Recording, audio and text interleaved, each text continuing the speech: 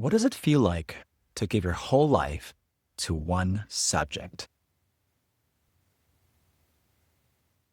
In this show, I sit down with people who have spent decades devoted to one subject. They're not popularizers of someone else's ideas. They are scholars who have personally dedicated their lives to the art of exploring the depth, the nuances, and the complexities of a single subject matter. I ask them questions after questions, not to summarize their work, but to understand what I cannot. Each episode is an attempt to get at the part of their work that is yet to be shared widely. Welcome to Realizing Empathy with Devoted Scholars. Welcome, Professor Elliott. Thank you. I'm just genuinely excited to have you on this show today for a number of reasons. But before I get into why I'm so excited, would you be willing to introduce yourself? Sure. My name is Professor Greg Elliott, and I'm a professor emeritus in sociology at Brown University. I came to Brown in 1983, and I retired a year ago. Oh, wow. That's recent. I did not know that. Congratulations. Thank you. So let me get into a little bit about why I'm so excited to have you on this show.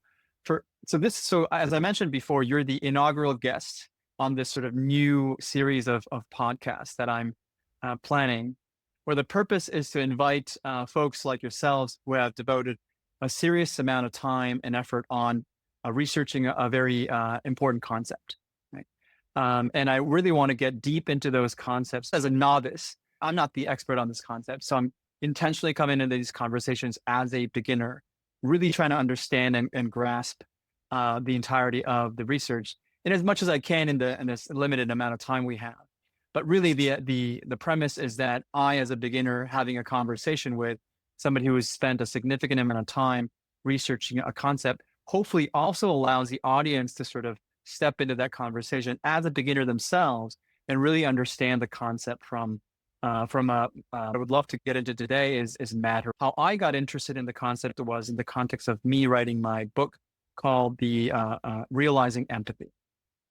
And in doing the research for the book, the idea that there's a deep-seated need for human beings to matter. Your name was the first person that came up when I did a search for it, and it really sort of was organized so simply and succinctly that even as a novice, I didn't have much of a difficult time understanding it and really kind of grasping it. And it was refreshing because most of the research papers I read are very difficult to understand unless I'm a PhD candidate or something like that. I find it almost indecipherable, but yours was not that case. So welcome again. Thank you. I'm happy to be here. So let's start the conversation by defining the concept of mattering, because that's the subject matter that I'd love to explore today. Would you be willing to go? Sure. We can define mattering as the perception that we make a difference in the world around us in our everyday lives. Excellent. That's a very vague definition, however. So what do I mean by making a difference? Well, the concept, by the way, was initiated by a professor at the University of Maryland in sociology. His name was Morris Rosenberg. And when I got my first job at Maryland, he took me under his wing. And I saw that he had defined this concept, but he had kind of left it alone. So I said, this concept interests me. Do you mind if I take it and run? And he said, he's very gracious. He said, no, go ahead. And that's how it started. Oh, wow. That's interesting.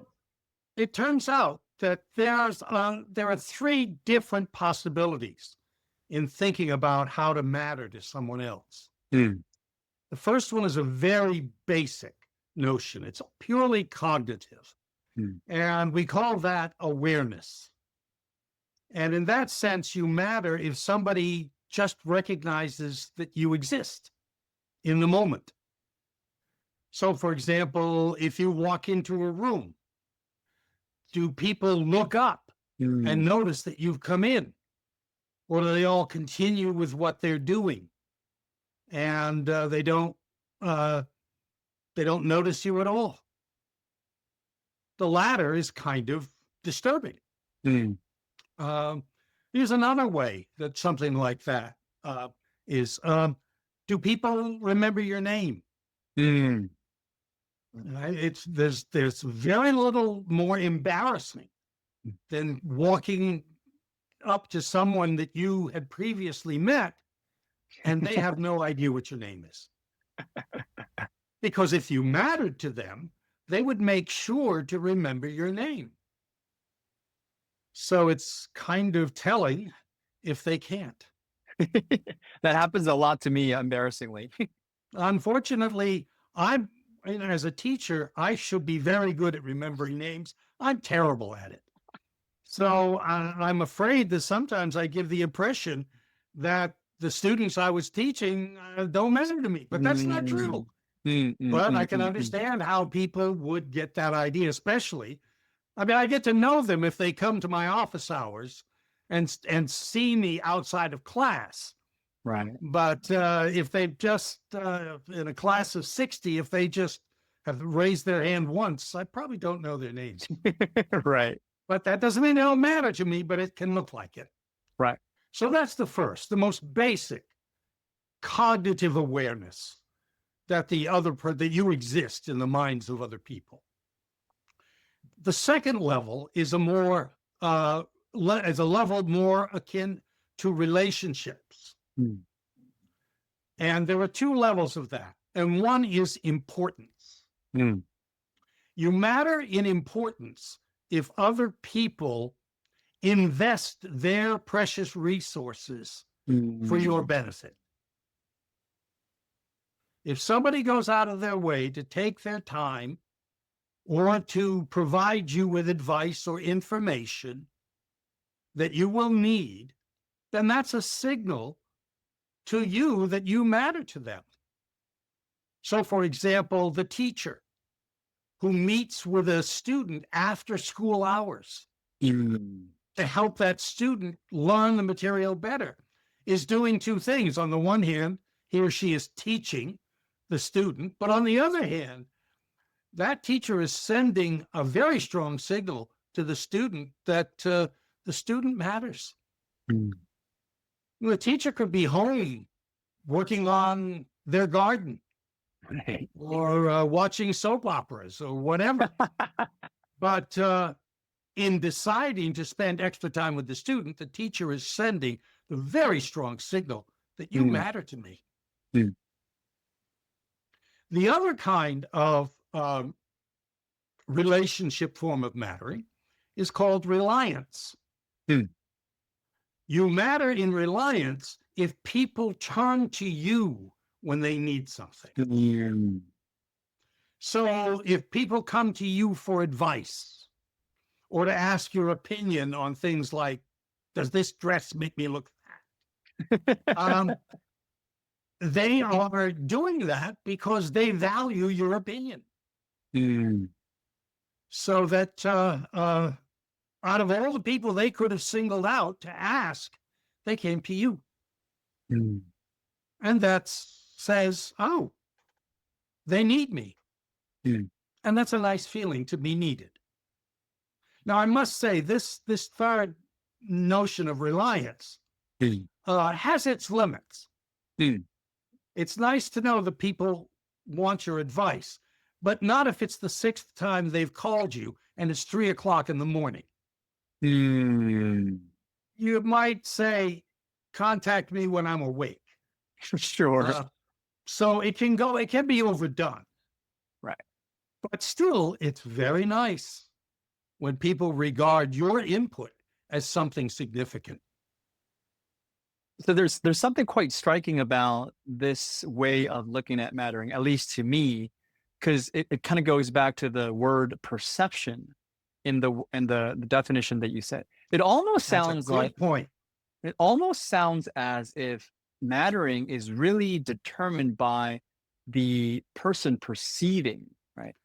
So That's it's not exactly correct. it's not like I'm intending for other people to matter to me. It's like, well, do I matter or not, depending on people notice me or people think I'm important or people are turning to me.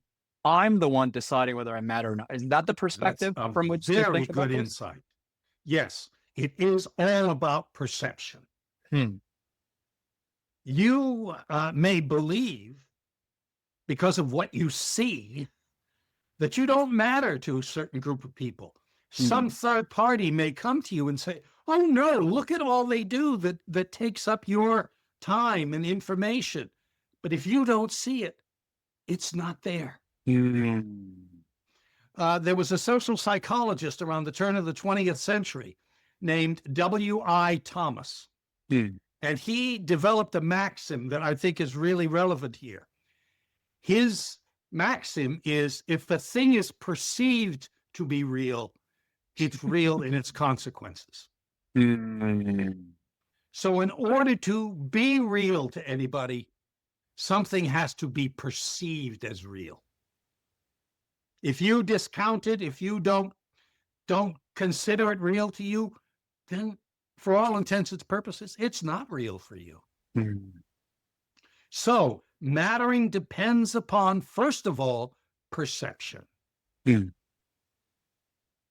I mean, I can imagine this sort of leading to interpersonal conflicts where one person says, "Of course you matter to me," while the other person says, "Does it look like it?" Kind of a thing. I mean, is that also part of It's this possible. dilemma? It's possible. I mean, that's where sociology, I think, has some great insights. It's not the thing that counts in social interactions. It's Hmm. the meaning attached to the thing that greases the social wheels. If we don't attach the same meaning to the same thing, then we're in trouble interacting because we'll be Hmm. talking past each other all the time and we can't figure out, why doesn't this person understand me? Each will be Hmm. saying that or thinking that about the other. And it's because there is not what we call shared meaning. Hmm. Hmm. Hmm. So in some sense, maybe I don't know if this is an equivalent or not, but people often say, "You don't care," right? Like people accuse other people of not caring, right? And that person defends themselves like, "No, of course I care."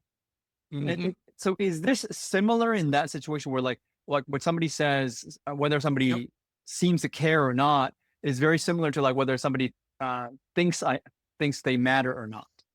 Well, caring presumes mattering.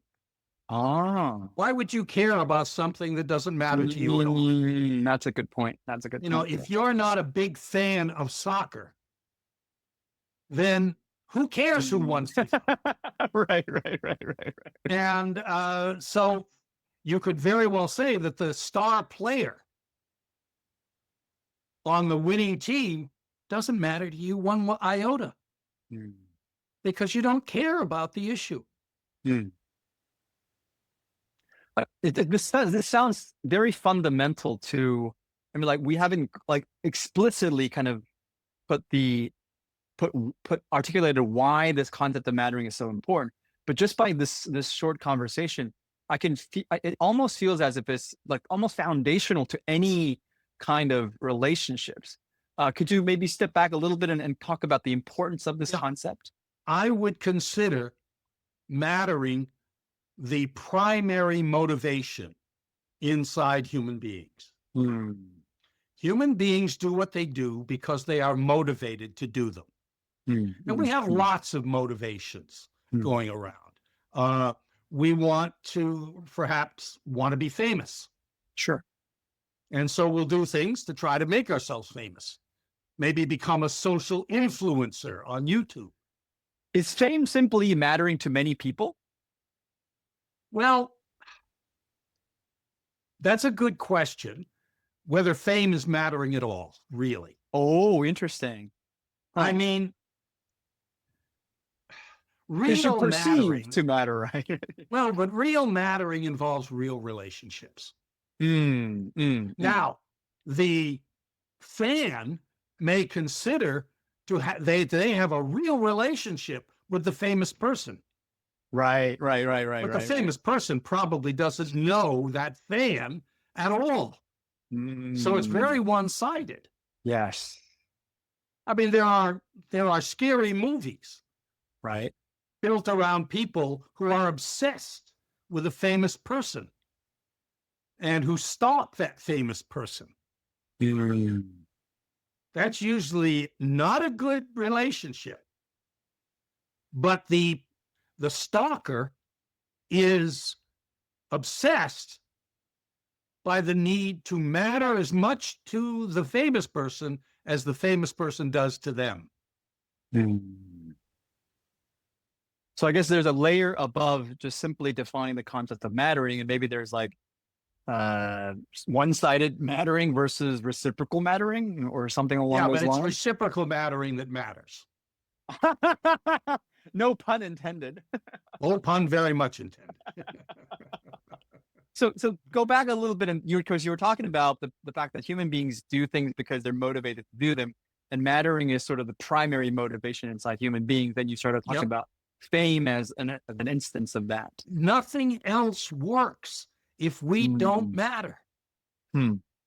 If we don't matter, we are invisible. Hmm.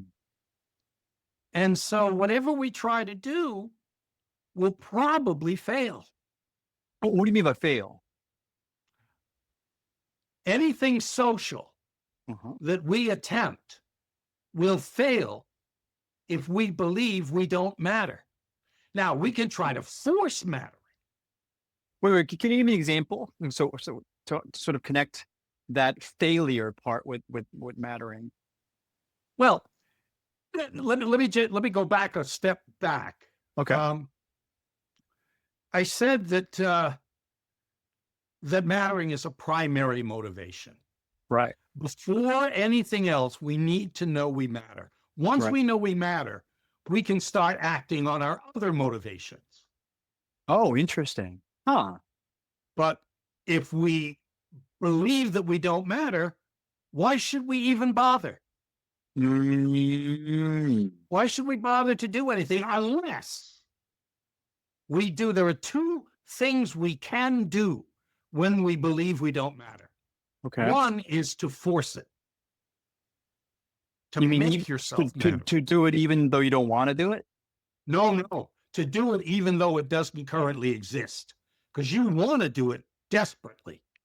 Okay. Nobody can tolerate the belief that they don't matter to anybody. Okay. That is fundamentally intolerable to our sense of self, because human beings are basically social creatures. Right. They need, not just want, they Right. need to have social relationships, meaningful social relationships with others. That's why we seek out friends. Right. When we get to a new place, you arrive at college. Mm. What is the first thing you're going to be doing besides unpacking? You're going to be looking to see whom you can relate to. Right. Now, that doesn't mean that they're going to be your best friends Sure. for the 4 years of your college, but you got to start somewhere. Yeah. Yeah. But how does And that that's connect why with they have a fluency? lot of social events for first years, to get them to meet a lot of Yeah. different people. And maybe somebody will catch on with you. Right. But how does that connect to forcing yourself to do it? Well, if you don't believe you matter, you can't tolerate it. You can't leave it alone. So what one thing you might do is to do something that will force other people to pay attention to you. Let me give you an Oh. example. Okay. An adolescent may say to himself regarding a parent, okay, Dad, you don't pay any attention to me during the week. Hmm. But when you've got to come down to the jail and bail me out on the weekend, Mm. you're going to pay attention to me. Oh, I see. I see. I It may see. not be good attention, but even bad attention is better than no attention at all. There's So a you famous adage. oh. that says I'd rather be hated than ignored. And that's Yeah. all about mattering. So you're talking about forcing other people to notice us, like so that I can finally matter to them, even though in a very malicious way. That's my hope, Right. that if I'm successful, once I get you to notice me, you will decide I'm worth your the attention. Right. Right. Right. Right. Right. Okay. So that's one way to matter when I cannot feel like I matter to somebody. Now, this should be advanced, I guess, by a trigger warning, because the other way of reacting to not mattering is much more dire. Mm. If you believe you don't matter at all to anybody, then who's going to miss you? Mm. And that's when self-destructive behavior becomes a thing you're more likely to think about. Mm. And the evidence is very clear. For example,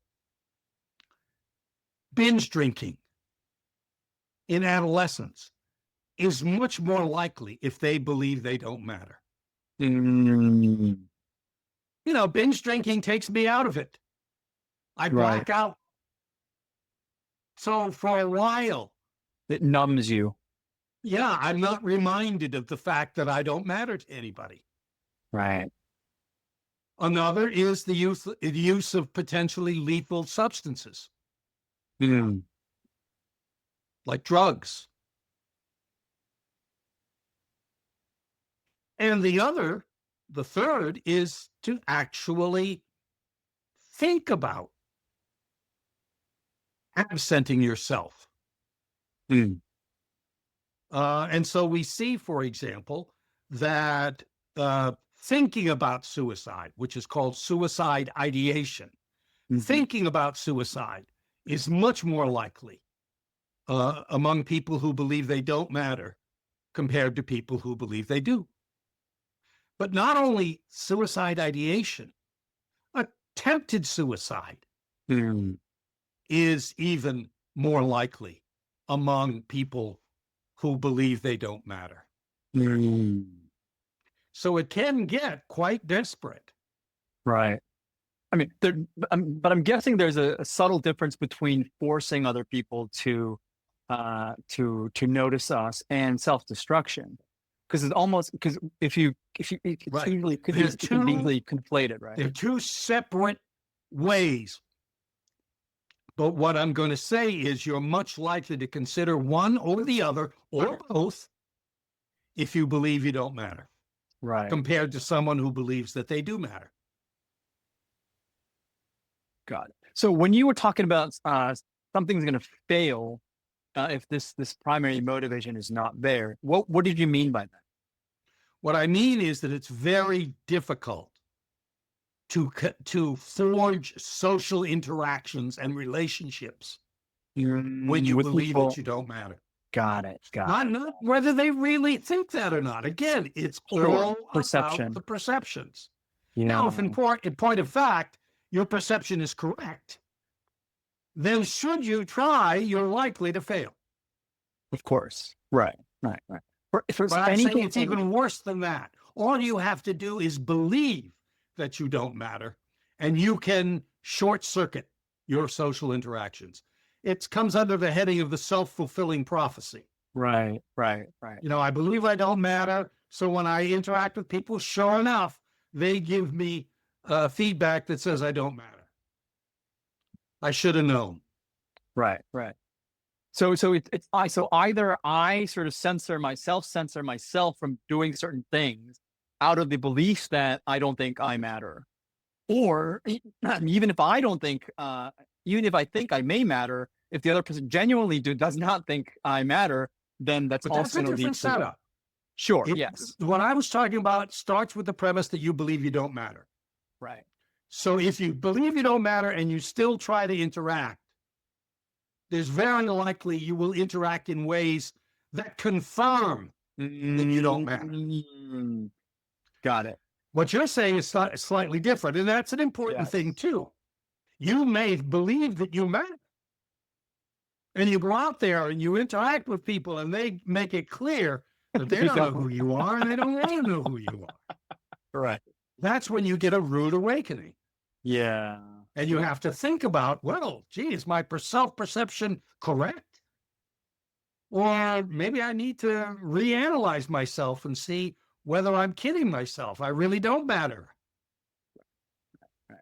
So there is sort of like the delusional kind of way of mattering, meaning like you think you matter, but maybe you don't. Then there's also the kind of the Well, other yeah, side of it. but the delusional way will get disconfirmed very Yeah. quickly if if you're correct in your perceptions, you'll get feedback very soon, and then you'll stop Right. because nobody wants to beat their head against the wall.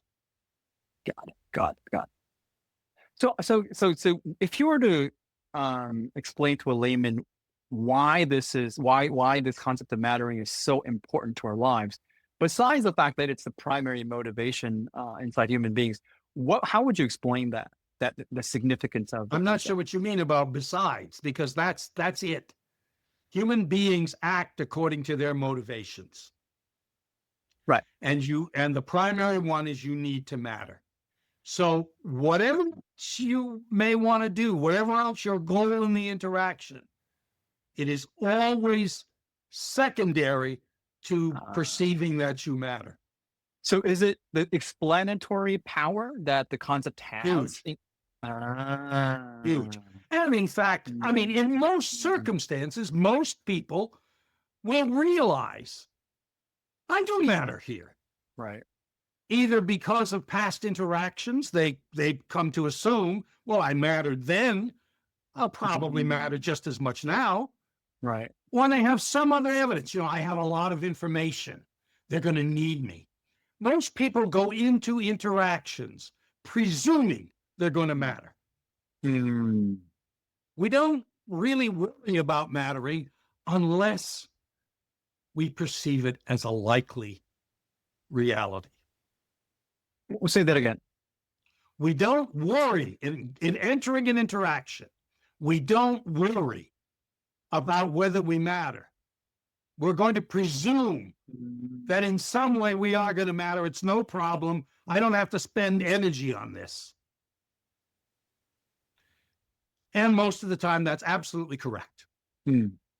So the vast majority of interactions proceed with mattering as a kind of hidden basis for that interaction because nobody bothers to check it. Right. You only check it if you get feedback that says, uh-oh, people don't seem to be listening to me. People don't make eye contact with me. And then you're into what sociologist Irving Goffman calls repair work in social interactions. You can either leave the field, say, this isn't going to work out, I'm going, or you can repair the interaction by letting people know why they should believe that you matter. Huh. Interesting. So by virtue of the fact that you only really confront this idea, whether you matter or not, when you're disproven by some sort of feedback, that sort of gives rise to the idea that this is so fundamental that it's just assumed from the beginning. And most of the time, it's a very good assumption. It's very rare that you don't matter. I mean, is this at all culturally different? Nope. Oh, interesting. Because I would have thought like Asian cultures, for example, it's such a self-deprecating thing. I misheard you. I don't think. No, let me put it a different way. I believe that mattering is critical in all cultures. Yes. But the way it plays out, the way issues of mattering play out, may depend upon cultural norms. Now, is the assumption like the one we just mentioned that like people sort of start with the assumption that they matter until they're disproven otherwise? Does that vary by culture as well? Well, that probably varies a little bit by culture. For example, some Asian cultures are very careful that they are not presuming Right. on an interaction. Now, it may be the case that that's pro forma. They're doing it because it's what expected of you. And they may expect very well, very sincerely, to be welcomed to the interaction. But they have to go through the norms. In other words, it's superficial, Well, ritualistic. yeah, that's better. Ritualistic is better. Yeah. But the underlying belief and the assumption might be the same. Yeah. Interesting. So what are so is that the reason why you got interested in the concept of like the explanatory power to it? Like what were your personal motivation to even kind of dive deep into this concept of mattering? Well, first of all, once I recognized how primary this motivation is, of course I want to look at it because I think it explains a ton of things. Such And there as are all these questions about the consequences of mattering versus not mattering that have not been answered. And that's what social scientists do. They engage in the study of questions that have yet to be answered. right. We want to provide a little bit more of the information to the storehouse of knowledge. So That's set the how we stage. make our professional reputation. Right. So set the stage for us. At the time, I don't know what year this was. What was the sort of the backdrop of social psychology at the time that sort of like had this lull around this concept of mattering or this void? Well, there just wasn't. Nothing at all.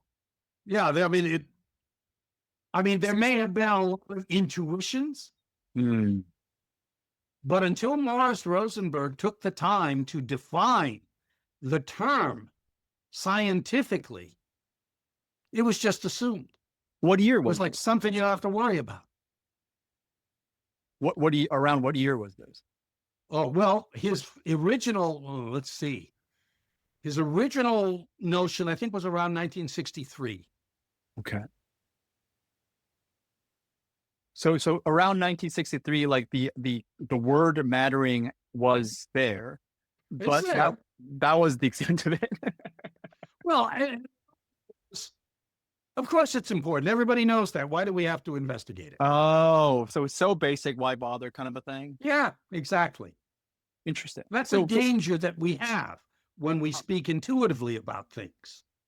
So were there things that drew you personally besides nobody had done anything about it?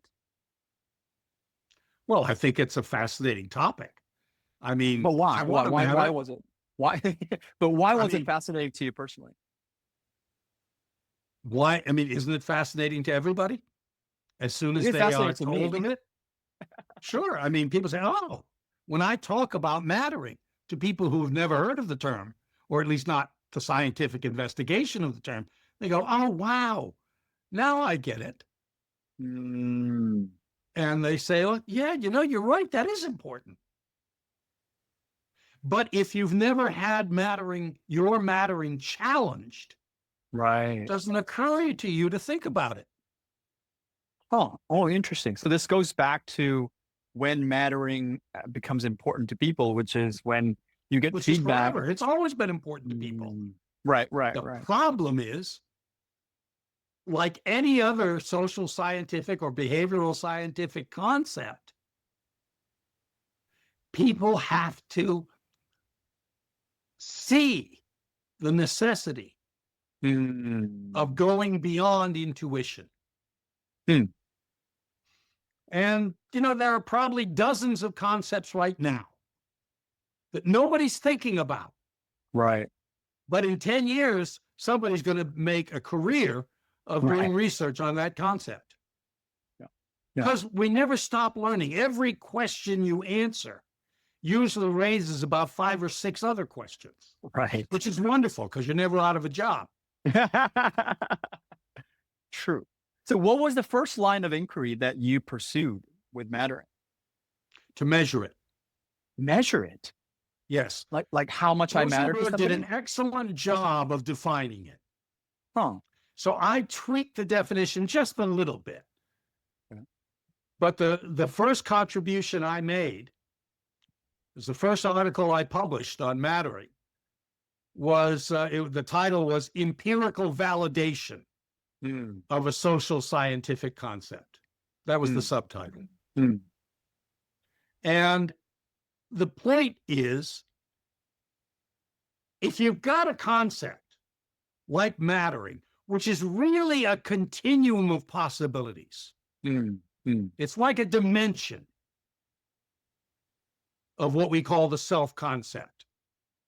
And the notion is that it's very important to notice where to study where people fall on that continuum and how mm. the differences in their placement on that continuum affects their everyday behavior. So is the continuum like you matter a lot versus you matter less? That sort of a continuum? Okay. Yep. Yep. Yeah. 0 to 100, Right, where right, 0 is I don't matter at all, and 100 is I matter to everybody in the world. right. And most people will not be at those extremes. They'll be somewhere between those two extremes. And in Mm. fact, what we know, well, let me say, but how do you know where people are? Right, right, right. You could ask me, hey, do you think you matter? And they say, oh, yeah. And that gets you nothing. So when I saw that lack, Mm. my first job when I arrived at the University of Maryland to start my assistant professorship and went under Morris Rosenberg's guidance, my first job was to say, it's got to be measured. Mm. So I developed a 24-item index to measure mattering, where each facet of mattering has a number of items. You need more than one. You need a bunch for Mm. each facet. So things like, for better or worse, when I enter a room, people know I'm there. Mm. If you answered, you agree with that, that suggests that you believe you matter. Is that like just general all the rooms that I've ever been in kind of a Yeah, thing? yeah, right. It's asking you to consider not a particular context, but just generally, when you enter a room, do people realize it? Mm. And if you tend to strongly agree with that, then that suggests that you believe you matter. Mm. If you strongly disagree with that, that suggests you believe you don't matter. Mm. But that one item won't do it Right. because there are so many possible kinds of instances and circumstances. You got to try to get what's called content validity in the measure. You got to try to get all or as many of the distinguishably important aspects of social life in which mattering is important. Mm. So that's what I did. I had a 24-item index. A certain number of them measured awareness. A certain number of them measured importance. And a certain number of them measured reliance. Okay, so now there's the measure. Mm. The immediate question about that is it any good? Well, there are two ways in which a measure can be good. First of all, it can be valid. Mm. It needs to be valid. And there are two kinds of validity that are really important here. The first is, am I actually measuring what I think I'm measuring? Oh. And the second one, equally important, is, are these items not contaminated by measuring something else as well? Oh, interesting. Okay. So it may be that an item that I think is measuring mattering is doing sort of okay measuring mattering, but it's contaminated by the fact that it's also got some influence from a person's feeling of self-esteem. You don't want that item. Oh, No matter how cute the item looks, you don't want it. you have to be really precise. Oh, yes. Huh. Precision is the sine qua non for the social and behavioral sciences. I mean, for any science. Sure. Think of if you were doing imprecise astronomy. Right. It's no good. But it seems like social psychology seems so fuzzy. Like how can you get so precise with it? Well, what I would say is, with all due respect to my colleagues in the social and physical and biological, I'm sorry, the physical and biological sciences, our work is harder because we're Yeah. measuring human beings who show a tremendous amount of diversity of one kind or another in their Right. self-concept. Yeah. So it really behooves us to Yeah. make sure that our measure is content valid. It's measuring what we say it's measuring. That's one kind. Mm-hmm. And the other is discriminant validity. Mm. And that's the second problem that I talked about. We want to make sure it's measuring what we want. That's the criterion or content validity. And we don't want it to be measuring anything else. Mm. When I made up this index, it was originally much longer than the Oh. final one. And what I did in my analysis, I realized, uh-oh, this item, which I like a lot, is contaminated. Huh. Do you remember what some of those were? Oh, not offhand, no. Answer them out. No matter how good they look, they're in face value. The data were telling me no good. Mm. So and that's why I got down to 24 items. So I got down to a set of items that have a high degree of validity. I did a lot of statistical testing from a lot of different samples to make sure that they had that kind of validity where they actually were measuring what I said they were measuring, and they were not measuring anything else. How do you test that? Well, you think about the other concepts that might contaminate it, Okay. like self-esteem. There's a concept called locus of control, which is, do you behave because you make your own decisions, or do you behave because other things push you and pull you into your behavior? Oh. That's one. And they're just, I had about 8 of them. Mm. So I had measures for those. So you can do a statistical analysis to see if any of your items were being contaminated by these other concepts. How do you see the contamination? Well, it's called a confirmatory factor analysis with multiple factors. It's quite complex. You don't want me to try to describe it here. And but it helped me. And so when I got down to those 24 items, I was highly confident. In fact, for validity, validity is a coefficient that can run anywhere from 0 to 1.0. Mm. My validity coefficients were up in the high 90s. Mm. So, okay, did that one. Next issue. Wait, 0 to 1.0, as in like when you say 90, it was way beyond 1.0. 0.90. No. Oh, got it. Point on. Sorry. It was 0.9 plus. Yep. So I was confident that these were reasonably valid. Nothing's ever perfect. Right. I'd have never seen a measure who gets a valid measure or validity measure of 1.0. Doesn't happen. Human beings are just too freaky for that to happen. Right. Okay, so then another question is that of reliability. Mm. And there are several ways of thinking about reliability. One is, does the same person answer in the same way at different times? Right. You know, presuming they didn't go through some trauma, which might change their responses. If they came back in a week or a month, better a month than a week because they might remember how they answered it. Do they get the reasonably similar scores? Right. Is it consistent? Yep. And there's a measure for internal consistency, reliability, called Cronbach's alpha.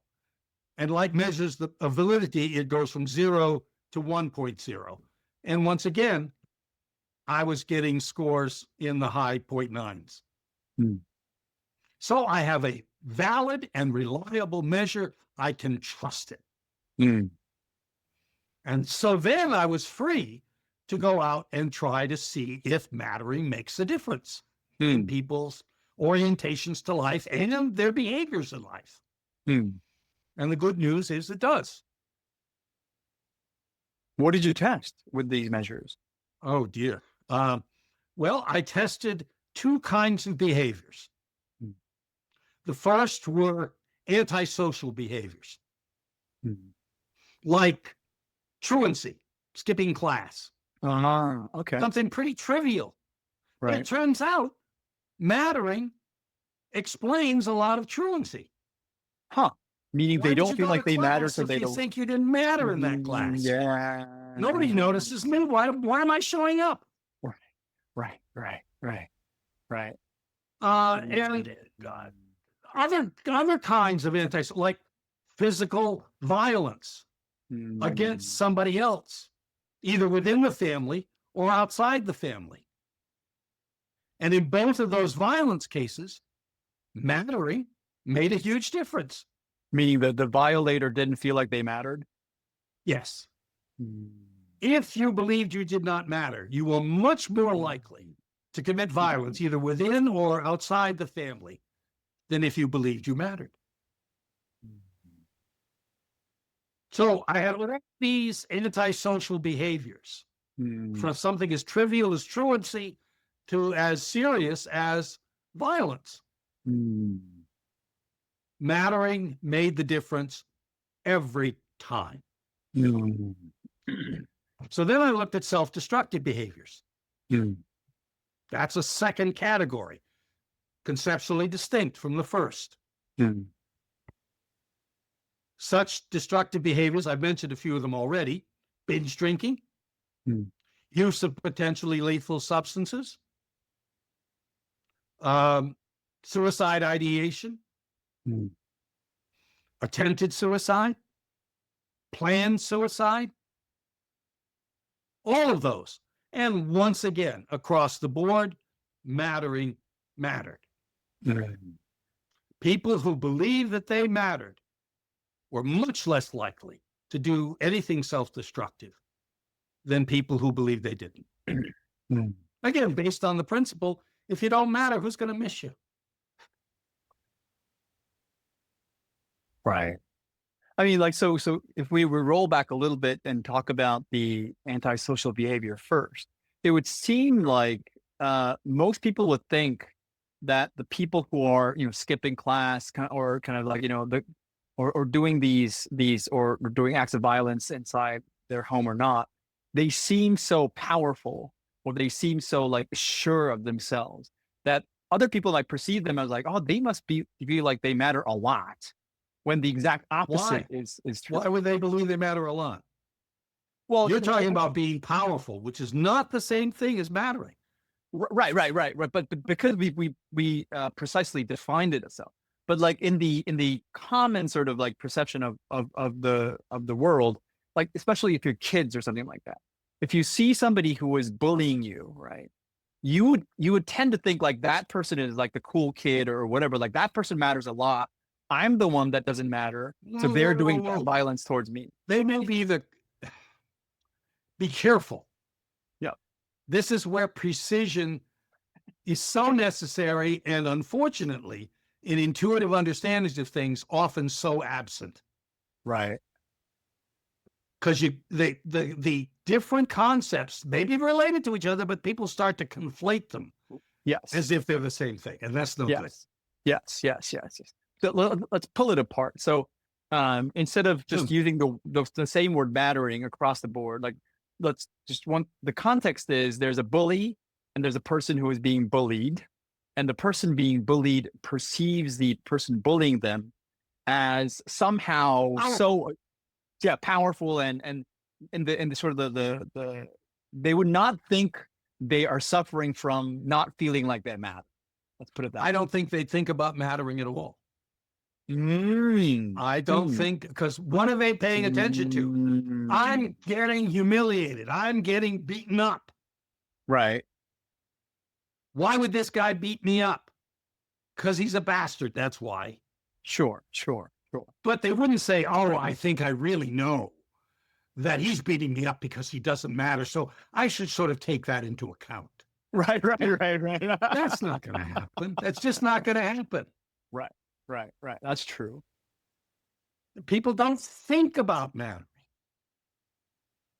unless it's about themselves mattering. So you don't think about other people, whether they think they matter or not. You're only thinking about yourself. Huh.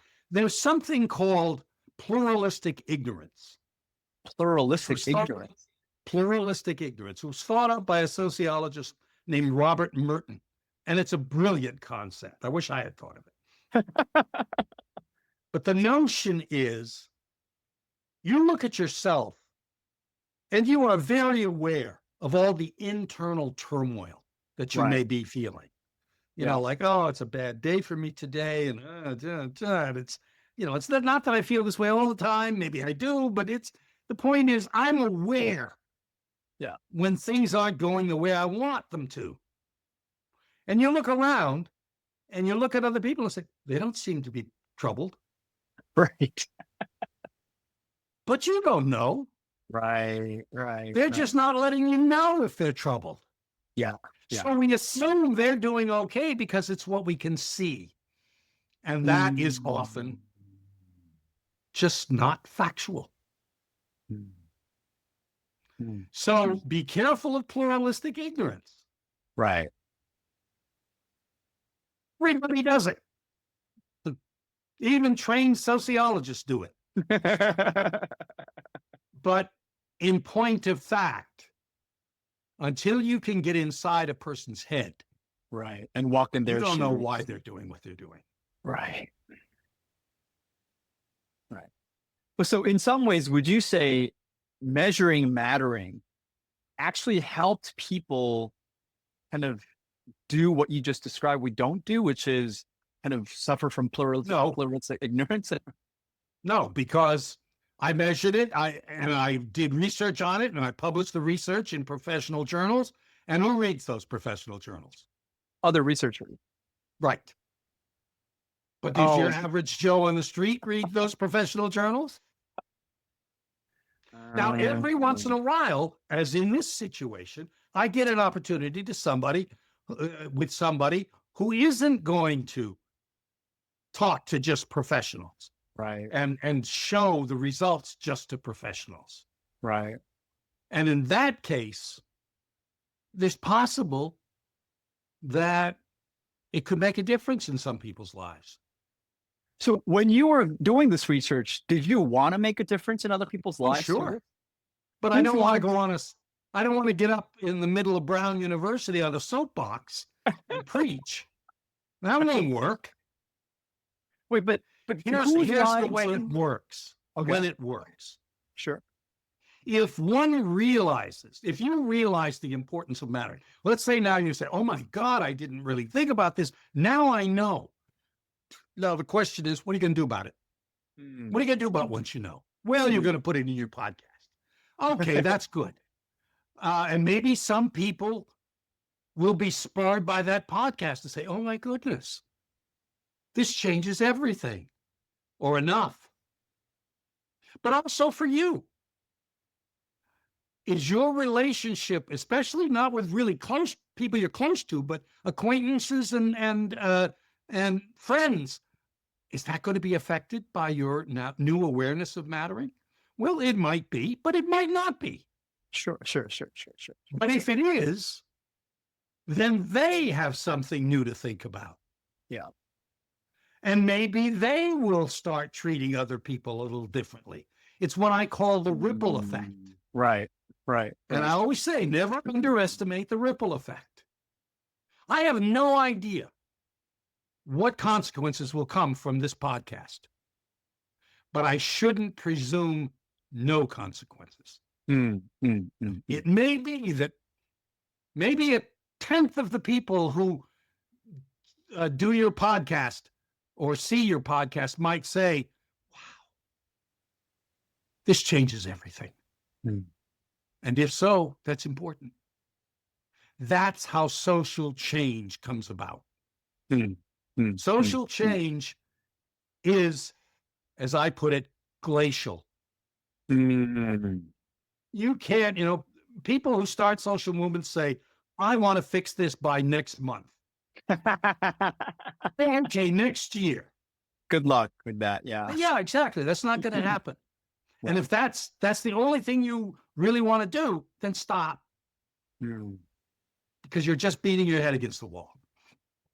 On the other hand, if you're okay with moving the ball just a Mm. little closer to the goal, Right. then keep going, Right. because maybe somebody else will pick up the ball and move it a little closer. And maybe someday we'll get there. Right. Right. Because Social and behavioral sciences, in that sense, are populated with people who are very hopeful. right. Right. Right. Right. Right. Right.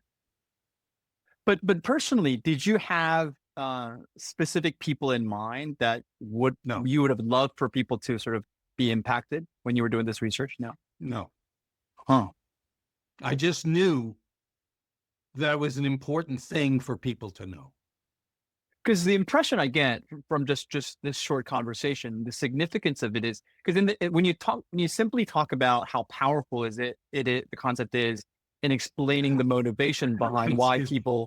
why people do the things that they do, it doesn't quite capture the real significance, which in my mind is once you realize that things, once you realize people like things like violence, things that you would never think to connect to the idea of mattering, once those two things are connected and you understand why that's the root cause of it, then you would do things Well, one of the differently. root causes. One Nothing of is the ever caused by one right thing. right if it's one of the primary causes of it, then you would do something different to figure out a way to change that or My clear this hope is concept. that, say, a clinician, Right. a clinical psychologist reads the art. I get email from clinical psychologists all the time. Right. And suppose one of them reads the stuff I do on matter and say, wow, that might work for some of my clients. Mm. And they go out and they help the person realize, first of all, that they believe they don't matter, and how they might learn to change that understanding. Right. Right. Right. And if it works, great, then something good has happened. Mm. It's the best you can hope for. Yeah. You can't force any of this. Of course. As good as you think it is, Mm. you can't make people believe they matter. If you try to argue with somebody who believes they don't matter, they'll just reject your arguments. Right. You don't Right. really know me. You don't Yeah. really know what I go through. So get lost. Right. Mm. Mm. I mean, it's almost like an ironic thing where you try to make somebody feel like they matter by forcing them to feel like they matter, Do it. which is sort of counter to making them feel like they matter. They like if you're forcing me, clearly, It doesn't work. I guarantee you it does not work. Mm. They've got to own the perception. They've got to come into that perception and think it was their own idea. Mm. Now, they may say, thanks for what you told me because it allowed me to look at things and now I believe things are different. It doesn't mean that they have to be totally internally inspired, but they've got to own the idea finally. Mm. Now, are there sort of environmental ways in which you sort of tweak that? For example, Sure. if certain people are feeling like people are unaware of them, or they're perceived as not important, or people are not turning to that.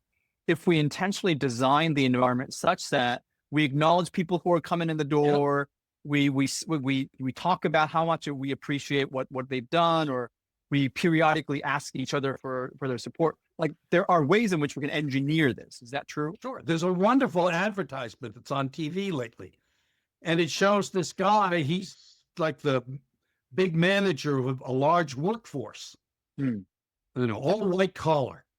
And he's going around and he's talking to the people who work for him. And at one point, he looks up and he says, oh, this person that I'm about to approach just finished an important project and did a great job. Mm. So as he's going by, he goes, "Nice work on the project, Tiffany." And she just beams. Of course, I matter. Yeah, people can do Mm. that. I mean, think about it in the family. If parents understand the importance of Mm. mattering, then they could say, this is something I can't take for granted. Mm. I can't tell the person they matter, my kid, Mm. Mm. but I can show them they matter. I can read to them or ask them to read to me when they're growing up or take an interest in whatever sports they're playing. Not too much, but just enough to let them know that I'm happy with what they're doing. I notice who they Mm. are. It's a tricky thing, but if parents can do that, their relationship with their children is going to be much better. No, so I've noticed that in the three dimensions of mattering, there's nothing that says anything about like you shouldn't hit your child, with a corporal No, punishment or because something like that. although mattering is highly related to physical violence within the family, Meaning, if it's a somebody hits different you, concept. It's a different thing. mm, mm, So that children who matter to their family are much less likely to receive physical violence. huh? Why? But Why children is who that? believe they don't matter are much more likely because the parent just wants the child to take care of itself. And if they get in trouble, that means it's trouble for me. Oh. And so let's have an agreement here. I don't bother you. But as soon as you make me angry, Mm. you're in trouble. Huh. So, because one can misunderstand the three dimensions and go like, well, clearly because that person's angry and did something to you, they are aware of you, Yeah. you're important to them, et cetera, et cetera. Yeah. That's true. And it, again, comes under the adage, I'd rather be hated than ignored. But it's Right, right, so right. much worse than being appreciated in a positive sense. I Mm. mean, the gap is huge. Right. But so how do you have you ever gotten people asking you like what's the right balance between I don't want to spoil my child by always just Right. appreciating them, but I also want to make sure that they're disciplined and it's a harsh reality out there, et Yeah. cetera, et cetera. Yep. What kind of advice have you There's a given them? kind of parenting style that was made popular or distinguished by Diana Baumrind, Mm. who was a psychologist, obviously a child psychologist. And she said there are three kinds of parenting. Two of them don't work and one does. One that doesn't work is authoritarian parenting, Mhm. where it's like, by God, you'll do what I want or there'll be hell to pay. When you say doesn't work, like what does work mean? It means the child you produce is going to be a problematic child. Mm. And among Okay. other things, that child will not believe it really matters. Mm. So Second type of authoritarian, parenting. I'm sorry, Sorry, that's the you were first talking. type. Yeah, first type. Yeah. And the other is a kind of non-parenting. Huh.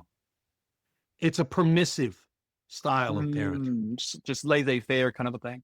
Yep. It's like, hey, You do whatever you want. do whatever you want. And, that's the way you're going to learn. You have your own experiences and so on. That's not true. Mm. There was a wonderful show. I don't know if you ever heard of it, called The Wire. Ah, I've It's heard of it. Yes. HBO series. And Yeah. it was about basically drugs. No, it was Yeah. about Yeah. Cops. it was about the press. Right. And each year they did a different social area. So the first one was drugs and gangs. Mm. And so there was this guy who had a middle level position in the drug gang.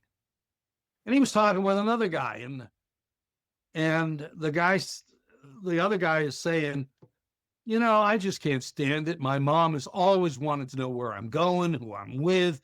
It's such a pain. And the first guy said, well, you're lucky because my Mm. mom doesn't care. Hmm. And that's it. He didn't matter to his mom, where it may not have been pleasant, but that other guy knew that he mattered. Hmm. I'd rather be hated than ignored. Right. So it's it's it's critical from the word go. It's critical from when you're born throughout the life course. So authoritarian parenting doesn't work. Hmm. Laissez-faire parenting doesn't work. But um, the kind of parenting she says does work, she calls authoritative. Huh.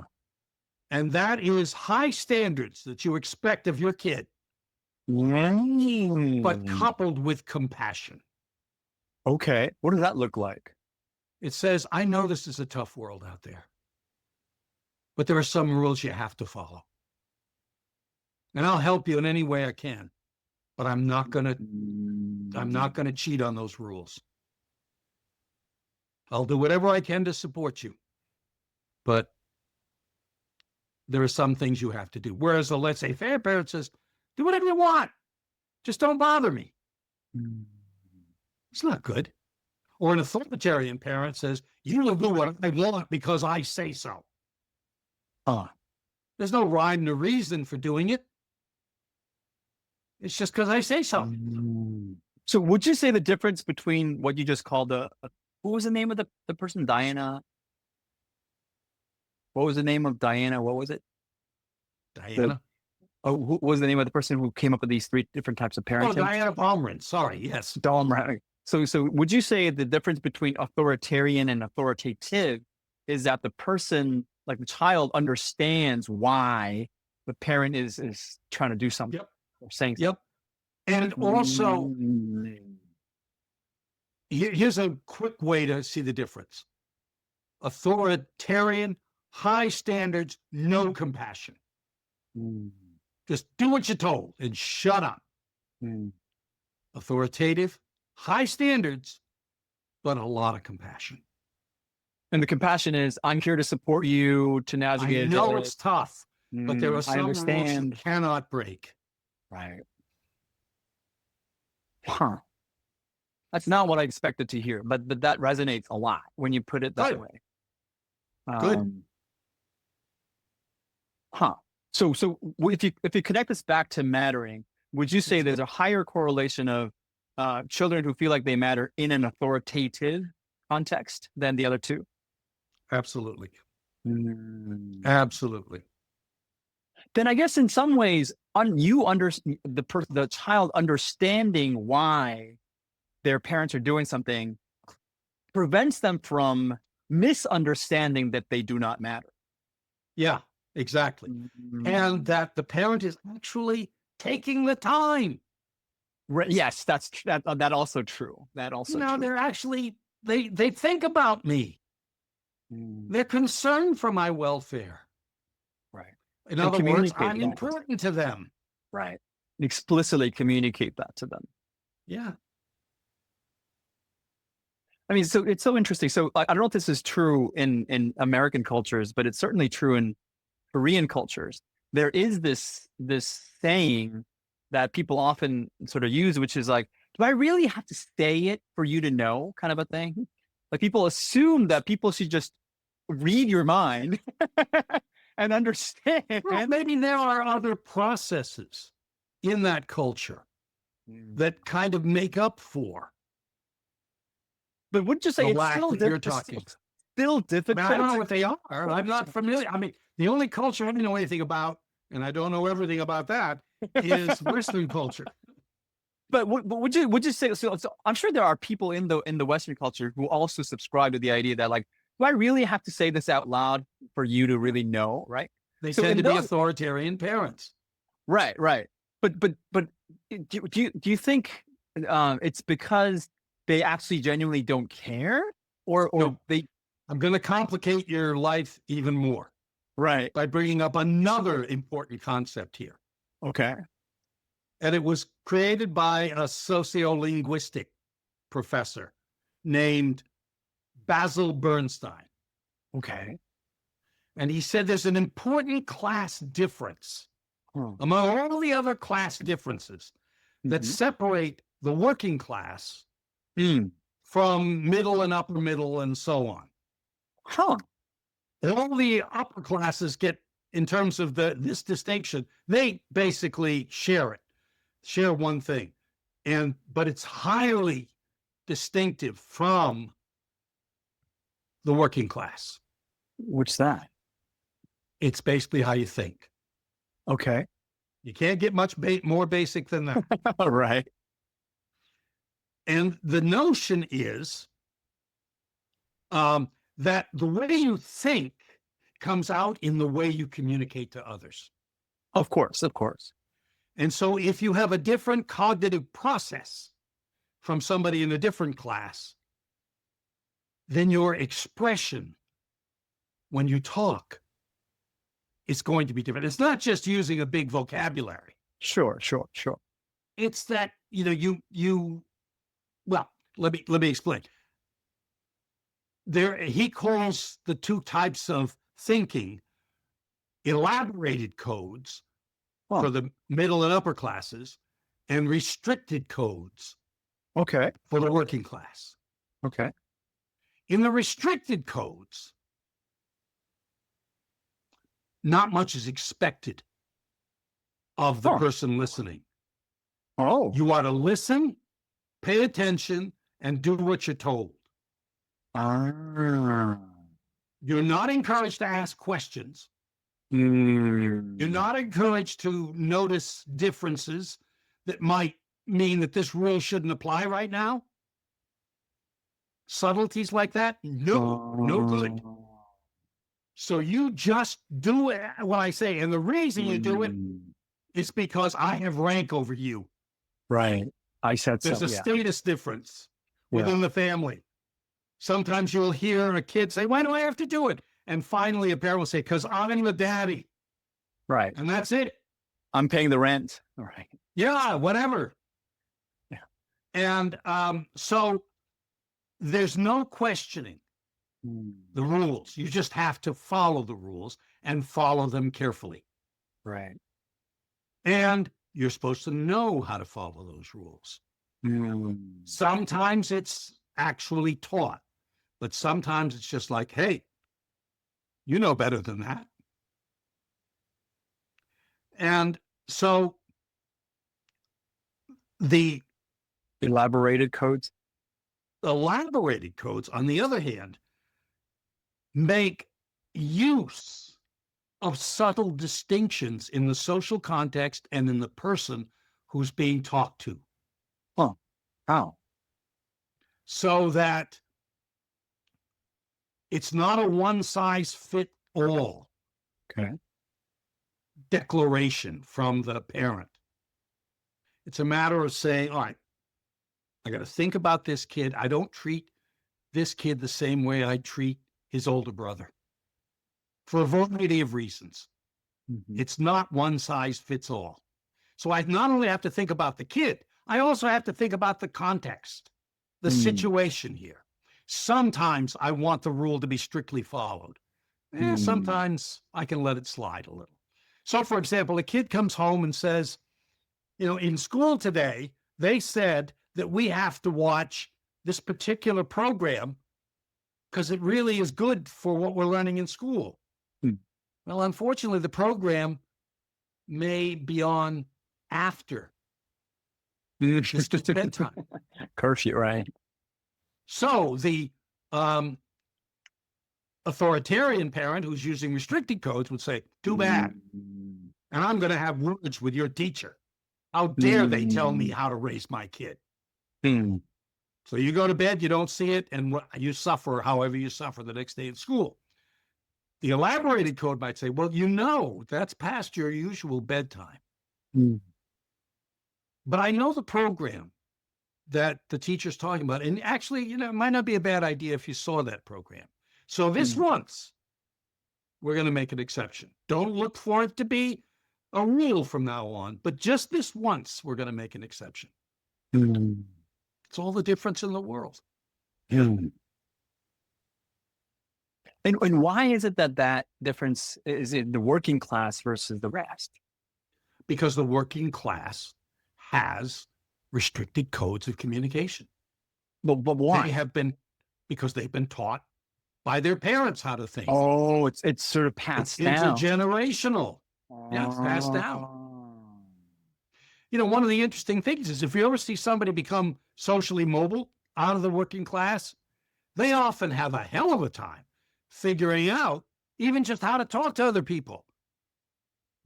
They get a nice new job, and they've got all the training and everything, and they walk in and they don't know how to talk to their coworkers because they're used to restricted codes. And so now they got to figure out elaborated codes. So they're very quiet for the first few months. My father had a good maxim, which was, better to be silent and be thought a fool than to open your mouth and remove all doubt.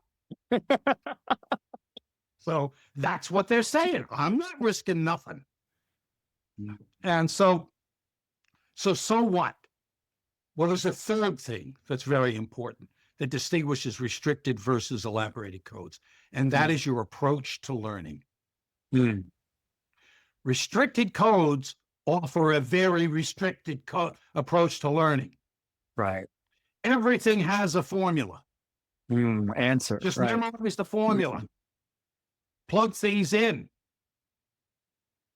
And it automatically gives you an answer. And you don't have to do anything. You just apply the formula over and over and over again. And if ever that formula doesn't work, that's not a problem of you. That's a problem with the formula. You mean you chose the wrong formula? Maybe. Or the formula isn't good enough. Formula needs to be amended. Wait, so the person is aware that the formula isn't working, so they blame the formula? They can. Okay. But they may also blame themselves. Like, right. I'm not cut out to do this stuff. Which sounds plausible to me. Yeah. Whereas in the elaborated codes, the approach to learning is what we call initiatory.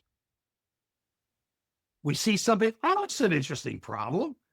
Let's take it on. I'm not restricted to just this one thing. I can think outside the box. And if I solve it by thinking outside the box, whoa, what fun that is. So most people with elaborated codes don't look upon challenges that are reasonable as threats. But somebody with a restricted code looks upon a challenge as, oh my God, everything's on the line. And I can't do it. Or I'm afraid I can't do it. Is this at all related to some of the work on self-esteem with fixed mindset, growth mindset, on valid? What it's really related to mostly is something that's called self-efficacy. That was done by Albert Bandura, a psychologist. And the notion of self-efficacy is that given a very specific task, not in general, but just a very specific task, do you think you can do it? And those who have self-efficacy for a particular task are much more likely to jump right in and solve the problem. Whereas those who feel inefficacious are much more likely to say, oh, I don't know. I can't see how to do this. This is a real puzzler. And So self-efficacy is something that's important. It's not self-confidence, which is the overall feeling that you can handle most appropriate challenges. It's relative to a specific task. So you get an essay exam, a take-home exam that's an essay. You look at the question and you say, before I do anything, can I do this? If I can, no problem. I'll figure out how to do it, but I'm not going to be cowed by this exam. On the other hand, if you look at it and say, I don't know half the stuff they're talking about in this question, then you're in trouble. How are you going to start? So what's important is on any given task, can you have a sense of self-efficacy for it? And you can build self-efficacy. One is, have I done anything like this before? Oh, this is like a lot of other essays I've had in sociology. Yeah, I can do this. I mean, I've got to work out the details, but I can do it. So if you've done it before, another one is, have people who are similar to you done okay on this task? Well, then I'll just have to figure out, my best friend did well. And, I'll talk to my best friend, and without getting, cheating, I'll get some insights as to how to approach it. Right. So that kind of, like, you sort of transfer somebody's self-efficacy towards you or something like that. Yeah, because you have a model. Right.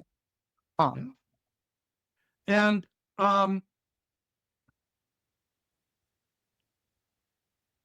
self-efficacy is necessary, but not sufficient for success. I find it so interesting that because the way it comes across to me when you talk about that difference between restricted codes and elaborated codes is when you're confronted with uncertainty, something you don't know. It seems like there are night and day difference in how they react. Absolutely. It could be like, whoa, because I don't know, it's so exciting. Like, what adventure could I go on? Elaborated code people. Right. Versus the other people threatened by challenges because they have been encouraged to be creative in their approach to problems. Not so the restricted code. For the restricted code children. If it doesn't look like something I've already done, how am I supposed to do it? So would you say that there's still a limitation? So even if they're trying to transfer somebody else's self-efficacy towards them by finding other people who've done it, who are similar to them, even then, if they try to do it, they might still get stuck because they don't have an elaborate code. There might look a restricted code person does not show initiative. They just say, if there's an existing way of doing this and I can make it fit, okay. They won't even bother. If there isn't something already well understood and laid out, I'm in trouble. I see. What do you want me to do? You got no program for me. So with an authoritarian parent, you're more likely to actually get all the sort of the answers to the situation, all the formulas you're supposed to remember and just kind of follow orders. And then, but if the moment you're hit with something that's outside of that, you're frozen. You're in trouble. And it's so fundamental. And that's one reason why social mobility is difficult. Yeah. Because it's from the outside, it's so easy to look at them and kind of judge them. Like, oh, they're not trying hard enough, or they're not doing X, Y, Z. Yeah, absolutely. This is a very common perception I think a lot of people have. But you're saying like they're set to fail from the very beginning because of the environmental factors. That kind of judgment is likely to come from someone with elaborated codes. We just says, why don't you think about it? Why don't you try a new approach? What are you talking about? Isn't that ironic? Like if you're coming from elaborated code, shouldn't you approach that with creativity and? Well, I would say, isn't life filled with irony?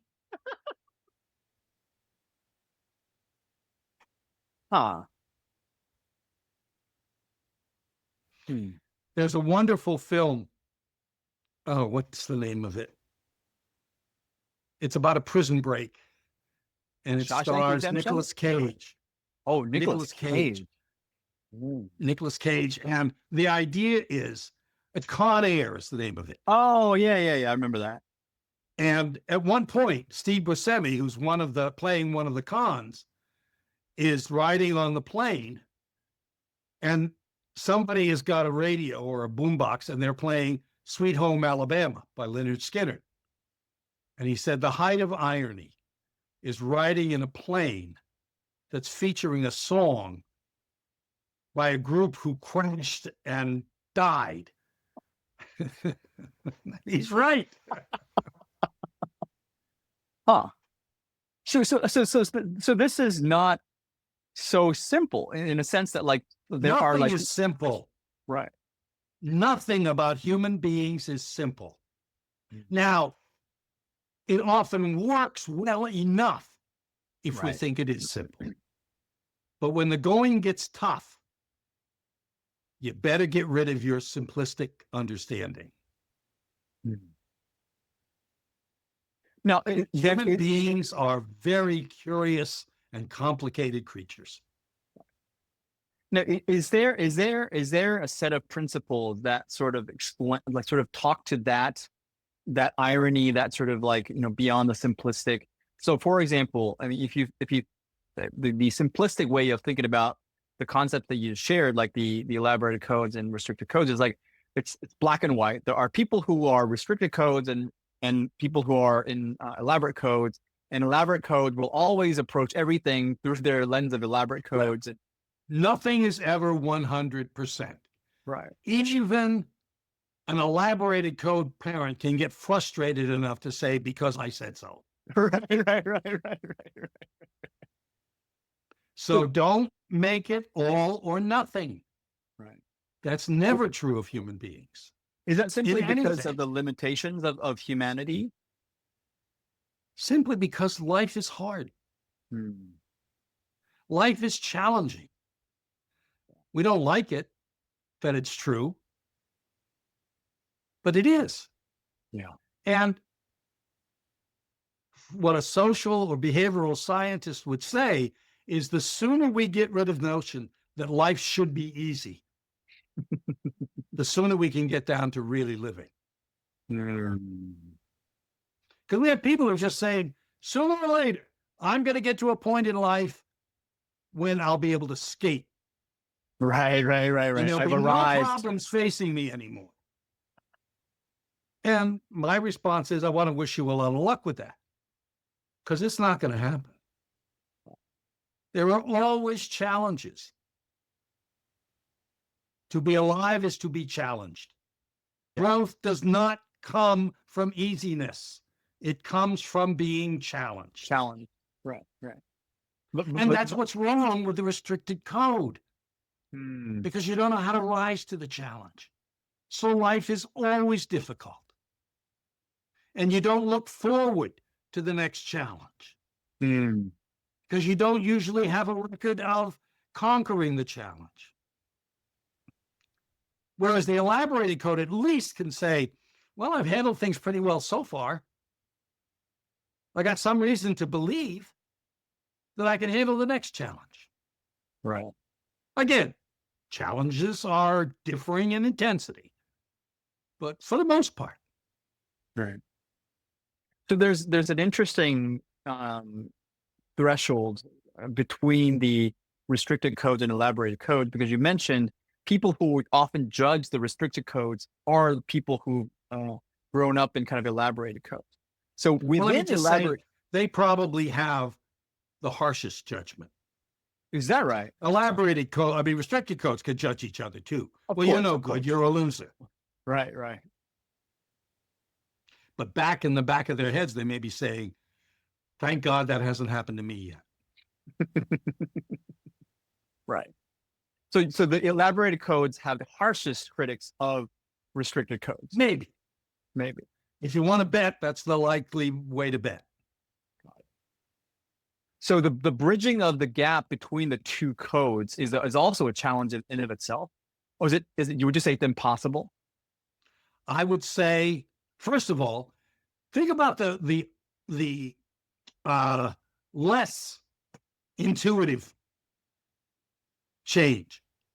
Suppose you have been raised in elaborated codes. You know, you got your PhD. You're ready to go out there and conquer the world. Unfortunately, the market for PhDs sucks. So you end up having to take a job, a Right. menial job, just to get money coming in. So you're working on an assembly line. Hmm. How do you think you feel? Pretty distraught. Yeah, my life is being wasted. Right. You know, I'm not, this is so stupid. This is below me, kind of. All I'm doing is I'm turning a lug wrench as things pass by. Hmm. What the hell? That's not tolerable. Hmm. Hmm. Hmm. Without, I mean, if you have to do it, you have to do it, but it's going to have psychological consequences. Your self concept is going to take you beating. Mm. Sooner or You're later, you're going self. to say, how come somebody who is as Mm. talented as I am can't Right. escape this? Right. Right. The restricted code may resent the job like crazy, and they may fantasize about having a cushy job, Mm. but they may also know they can't do the cushy job Sure. Sure. deep in their heart of hearts. So therefore, I didn't get the challenge. That's a good one because I would have failed it. Mm. Hmm. But the elaborated codes are just pondering the fact that they're wasting their life on something that's Yeah, below them. yeah. You know, is this going to be your career? No. I'll get back to my career soon. I mean, first of all, restricted code. How many restricted code jobs are called careers? Mm. Hmm. Hmm. Because the nature of the job is qualitatively different. Mm. And that's hugely important. That's another part of the way social class Mm. is preserved. It's preserved in the family when you compare one Oh. family to another. It's preserved in the schools because people from lower social class schools, families tend to attend not so good schools, Yeah. all the way from daycare centers through colleges. You know, Mm. and some colleges, I mean, Brown University, for example, has worked very hard to reach out to working class students and say, apply here. Mm. Well, as I used to like to say, getting them into Brown is the easy part. Huh. Helping them feel like they belong at Brown and can Mm. do what it takes to stay at Brown Huh. is the hard part because they're coming in with restricted codes. Oh, And how many interesting. courses at Brown do you think make use of restricted codes as opposed to elaborated codes? Even intro sociology Right. is going to Almost require none. you to be creative. So you just brought up another interesting word, which is belong. Like, what's the relationship between belonging and mattering? Belonging is a kind of weaker form of association. And I don't mean that pejoratively. Sure. You belong to a lot of groups, but it may be that you feel you don't matter equally to all of them. Mm. Like I belong to the American Sociological Association, but frankly, I don't really believe I matter to that organization. It's too big. It's too diverse, not in race, Mm. but in terms of specialties. So, you know, what you can do is you try to find subgroups within that group, and then you matter to them. Mm. That's the best you can get. There are a few people who get internationally or nationally famous, and then, yeah, they matter, but it's almost in spite of their Mm. membership. So, mattering is belonging plus. Hmm. So in some ways, even if you feel like you belong, you may if you don't feel like you matter, then your basic needs have not yet been met. Right. Right. Like you may belong to a union, but do you matter to that union? Could What you has the do you union have done for you lately? right, Have you got a raise in salary yeah. or better working hours? Hmm. Sometimes you feel like the head of the union is actually in bed with the owner of the company. Right, right, That's a right. betrayal. Yeah. So could you So could I you feel like belong, but I don't matter. right? So could you feel like you matter without belonging to any group or No, any? Oh, you no. can't. You have to have belonging. Yeah. Oh, Necessary, but interesting. not sufficient. Say Condition. more. Why must you have belonging? How can you matter to something that is not a part of your life?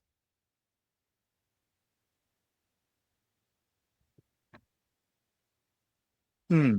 So for example, if I have a number of loose acquaintances, um, it's not like a particular social group that I belong to, but I genuinely feel like I matter to them. Is that But you insufficient? belong to the group before. But Belonging just two is a people. necessary condition to mattering. So maybe I don't Not understand sufficient, exactly what but belonging necessary. is. So belonging, It's how would you it's a define belonging? cognitive awareness that I have a connection, Ah, any but it's connection? purely cognitive. Ah, okay.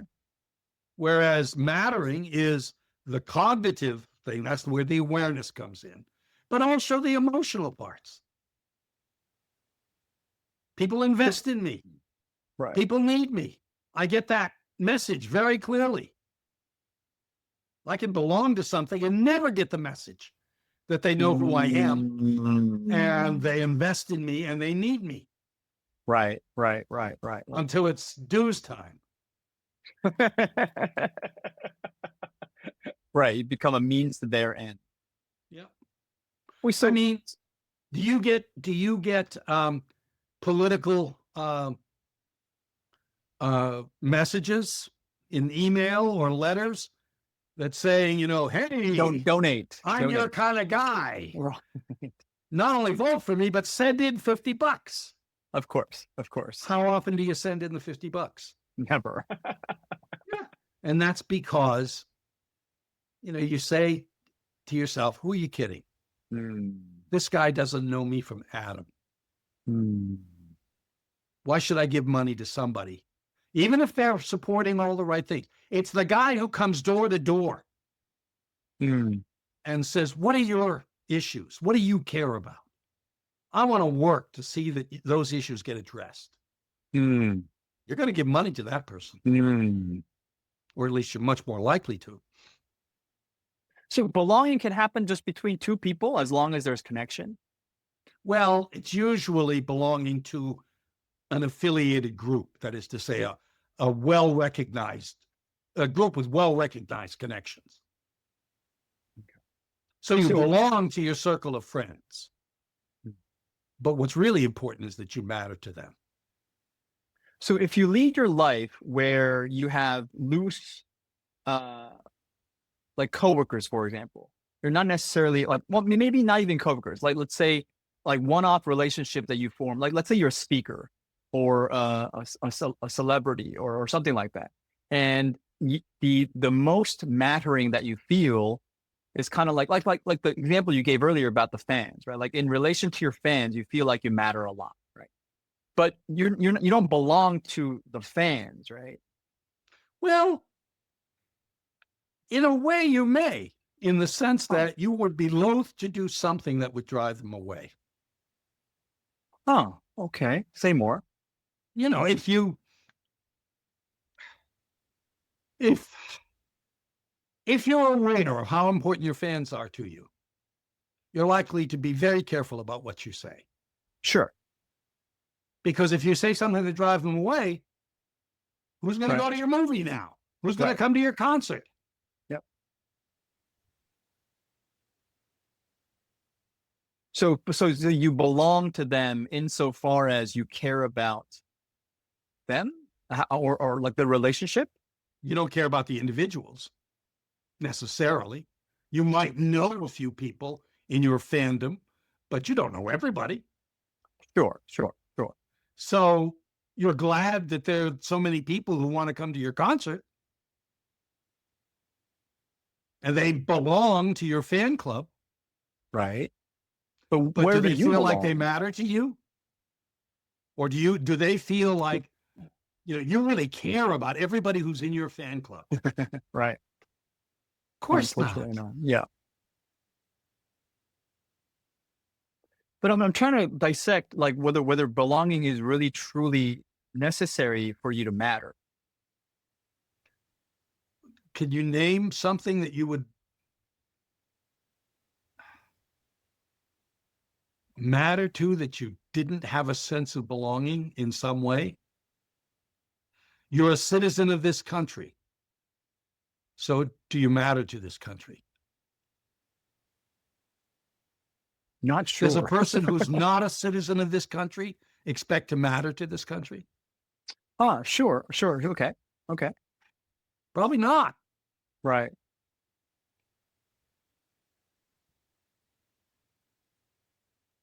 So if you're a firefighter and you saved somebody's life, you feel like you matter to them, but you don't belong to that Well, relationship. think of how the firefighters express the adulation, respond to the adulation they get. I was just doing my job. Right. Right. They don't want to be specialized. They don't Sure. want to be idolized Right. because maybe they can't live up to it. Sure. But they So do. they would say, that kid at that moment, that kid mattered a lot because I have kids and I know how bad I would feel if I lost my kid in a fire. Right. So the kid mattered to me, Right. And but I he didn't mattered to matter the to the kid. kid. You didn't matter to the kid. Even after he saved them?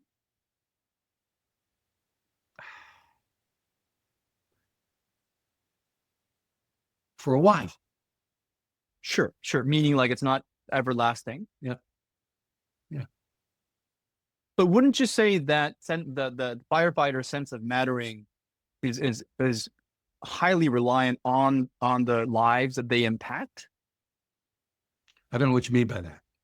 Meaning like they feel like they matter every time they have impact on other people's lives. Like they're Oh, sure. Yeah. okay. They know that they matter because they save lives. Right. But even without belonging to that relationship, that sense of mattering They is don't super, have a super relationship. There is no right, right, relationship. right, right, right, So they don't belong to that kid's family or that right. adult's family. They don't belong to anything with regard to that kid, unless they're rescuing a fellow firefighter. Sure, sure, sure. But what I'm trying to understand is like even without that sense of belonging, they can feel like they matter to them, right? Yeah. Okay, so we can feel like we matter without the sense of belonging. In that sense, yes. But it is much easier if we have a sense of belonging first. And then Sure. it raises the question, do I matter? Right, right, right. But no, mattering in that sense can be broader. Yeah. I mean, I because can that's matter to groups to that's which I do not belong. right. I mean, because that to me, But it's likely to be fading. because of the temporal Every nature once of in a while, you have a reunion on something like 60 Minutes, where they say, "Oh, you rescued me from a fire when I was 5, right. and now I'm 50 and you're 65 or you're 70, and isn't it great to get back together Yeah, again?" It's usually yeah, pretty awkward. yes. So there is this sort of stable source of mattering in relationship that you belong to. And then there are these sort of fleeting moments where you feel like you matter in And they respect. may be repetitive in the sense that you matter to this guy today. Tomorrow you rescue somebody else and you matter to that guy, and so Right. on. So you get this reaffirmation that you belong to people, that you matter to people out there. Right. Right. But I if mean, you lived in a town in which there never was a fire or any kind of accident that required a firefighter, right. you might think you don't matter. Yes. Yes. Yes. Yes. Yes. Yes. Now, serious question. So, can you become addicted to constantly wanting to matter? And I don't like that phrasing. Okay. It's a How would you? motivation. You need to matter. So it's so It's basic not that an you can't. addiction. Not an addiction. It is a primary motivation. It's what makes us human. I mean, even other animals, other organisms must have some sense, Yeah. or they can't think about that sense. But a baby chick matters to the hen and any other baby elephant, at least for a little while. But they don't, the difference is they can't think about that. They can't know why that's so important. It's an instinct for them. Right. But we don't have instincts. We have impulses, these motivations. And Oh, so it is very possible that we could grow up believing we don't matter. what's the difference between instinct and impulse? An instinct is a pattern of behavior triggered by a stimulus and that pattern of behavior is not under the control of the organism itself. Okay. If the stimulus happens, the reaction has to happen. Right. But that's not true for us. Mm. Any stimulus, Huh. suppose somebody really pisses you off and you're like, you don't have to carry through on that. You have a choice. In fact, you probably won't. Huh. You have a choice. Now, sometimes the choice is very difficult. Right. That Right. doesn't mean it's not a choice. Mm. You know, somebody puts a gun to your head. Right. You don't have to do what they want. Right. Right. Right. You're You choosing better out be of ready to fear. die, Sure. There's consequences. but it's not like, oh, it was instinctive. They put a gun to my head. No, it wasn't. It was a choice. A rather lopsided choice, yes, but it was a choice. So in many Human ways, I beings think. do not have instincts. Right. Never. We So in many ways, traded our instincts in the evolutionary process for our ability to think. and actually consider our actions in accordance to whatever Yeah. other. And reason. that's a joy and a pain at the same time. It's wonderful to be able to make decisions about our behavior, but sometimes it's agony to have to make decisions about our behavior. We wish, can it just be determined? Right. Right. I have to do it, no questions asked. Yeah. Because even if somebody, you're in the military and somebody gives you an order, Right. you could disobey the order. It's not likely, but you could. And remember, I don't know if you saw that public service announcement in which a lot of people from the military and public life, celebrities, made a video in which each of them talked about how if you receive an unlawful order from your commander, you are in fact required to disobey it. Well, if it were instinctive, that wouldn't exist. Right. That would be impossible. Right. Yep. So it almost seems like. I mean, most people think we do have instincts. Sure. And that's because most people are guided by intuition, which is not good. Guarantee you, intuition gets you in trouble probably 60 to 75% of the time. I mean it. So would you say this categorization of the need to matter as such a primary motivation inside human beings humanizes us in a way that trying to kind of disregard that as the primary motivation doesn't? What do you mean disregard that as a primary motivation? So, for example, once we understand that the mattering is the primary motivation, I think it changes how we look at the world. Right. It could. It doesn't necessarily, but it could. It could, yes. So in some ways, one of the things that your work on mattering is doing is maybe inviting people to look at humanity through this lens of mattering and try to understand their relationships and their interactions and themselves. Yeah. they ask themselves, hey, now that you mention it, do I matter? Right. And if I don't, then what do I do about that? Right. Isn't that interesting? Or any times I behave in ways that I don't like about myself, I can sort of reflect and go like, huh, was I in that moment, was I feeling like I don't matter? If you're Right. trained to think about mattering. Right. So would But you there are say, lots of other reasons you might do something you don't like. okay, but It's not just mattering. wouldn't mattering always be one of them? Like, because it's the Well, primary motivation. Yeah. but there may be others that are more accessible. Yes. Yes. But the perception I get is the work that you're doing is putting mattering in all of them. It may not be the only motivation, but it's in every single one of them because it's I the agree. primary That's motivation. my statement. Once again, I don't think that's obvious to many people. So to me, No. that is kind of groundbreaking. If you asked me. Well, unless you've been trained to think about mattering. Right. That's the right. point. It Yeah. is in the scientific study of these issues that we begin to appreciate the subtleties and nuances that are not available to people who have an intuitive approach. Yes. Or they'll judge like the reason why they're doing it and not really think about at all about mattering and succumb to some other They reason. don't think they need to. Yeah, exactly. So in some ways, I mean, from my perspective, I think I've come to more appreciate your work even more after this conversation because I think it actually elevates the potential for people to understand humanity more accurately. But there's another problem here.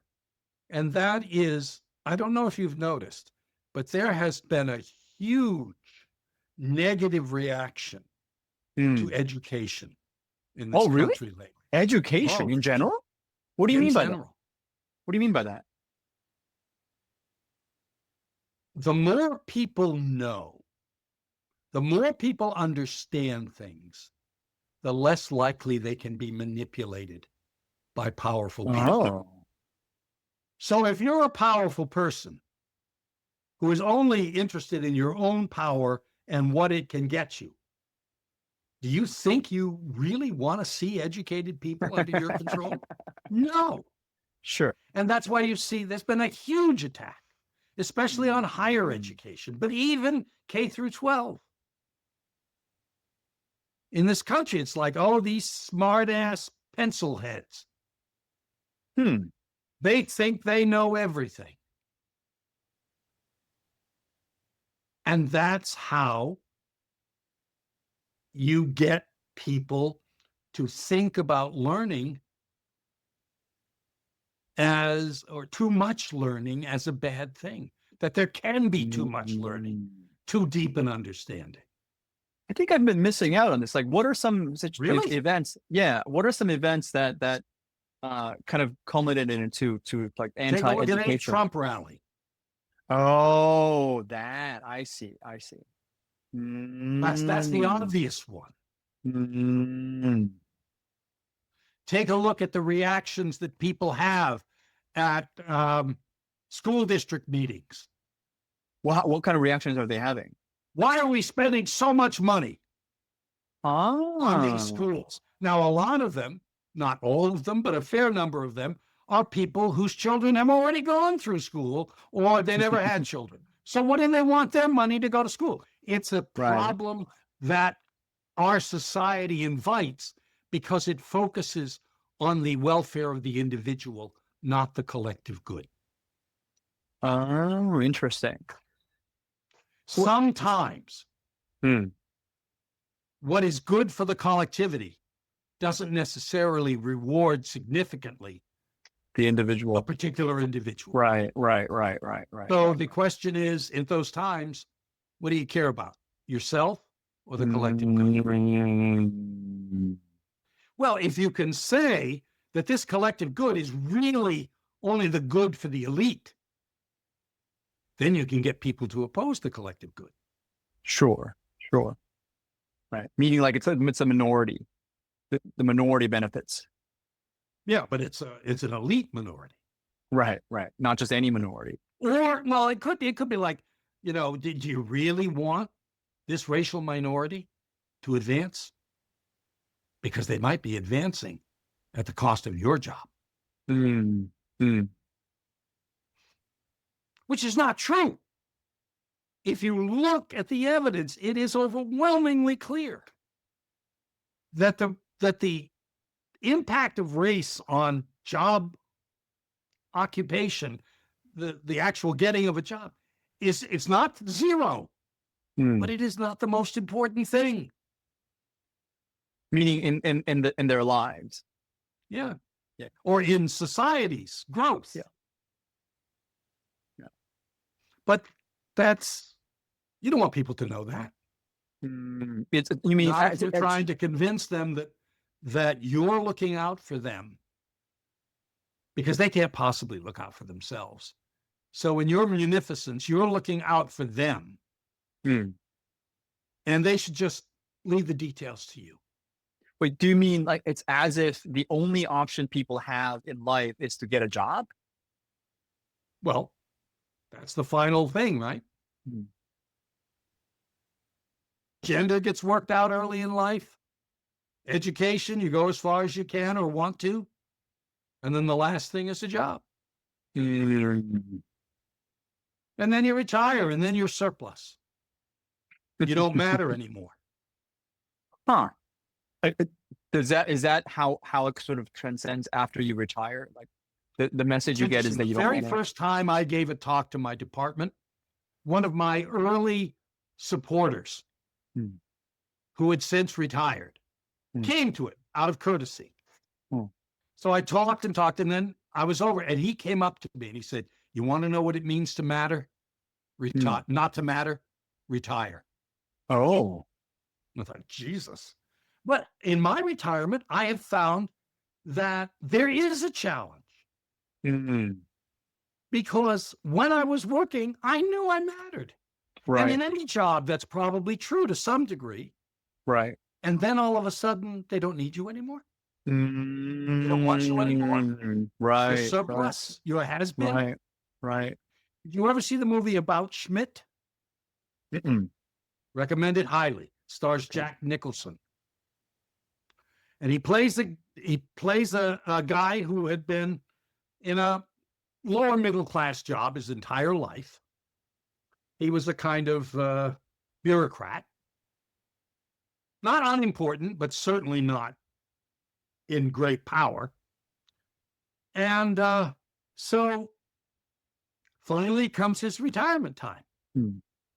So he very carefully cleans out his cabinets of all their files and everything, and he puts them in boxes, seals the boxes, and labels what's in each box so that the guy who replaces him will get a head start. Sure. He thinks this, this is what you do. This is how you're loyal to your job. So, okay. So he retires.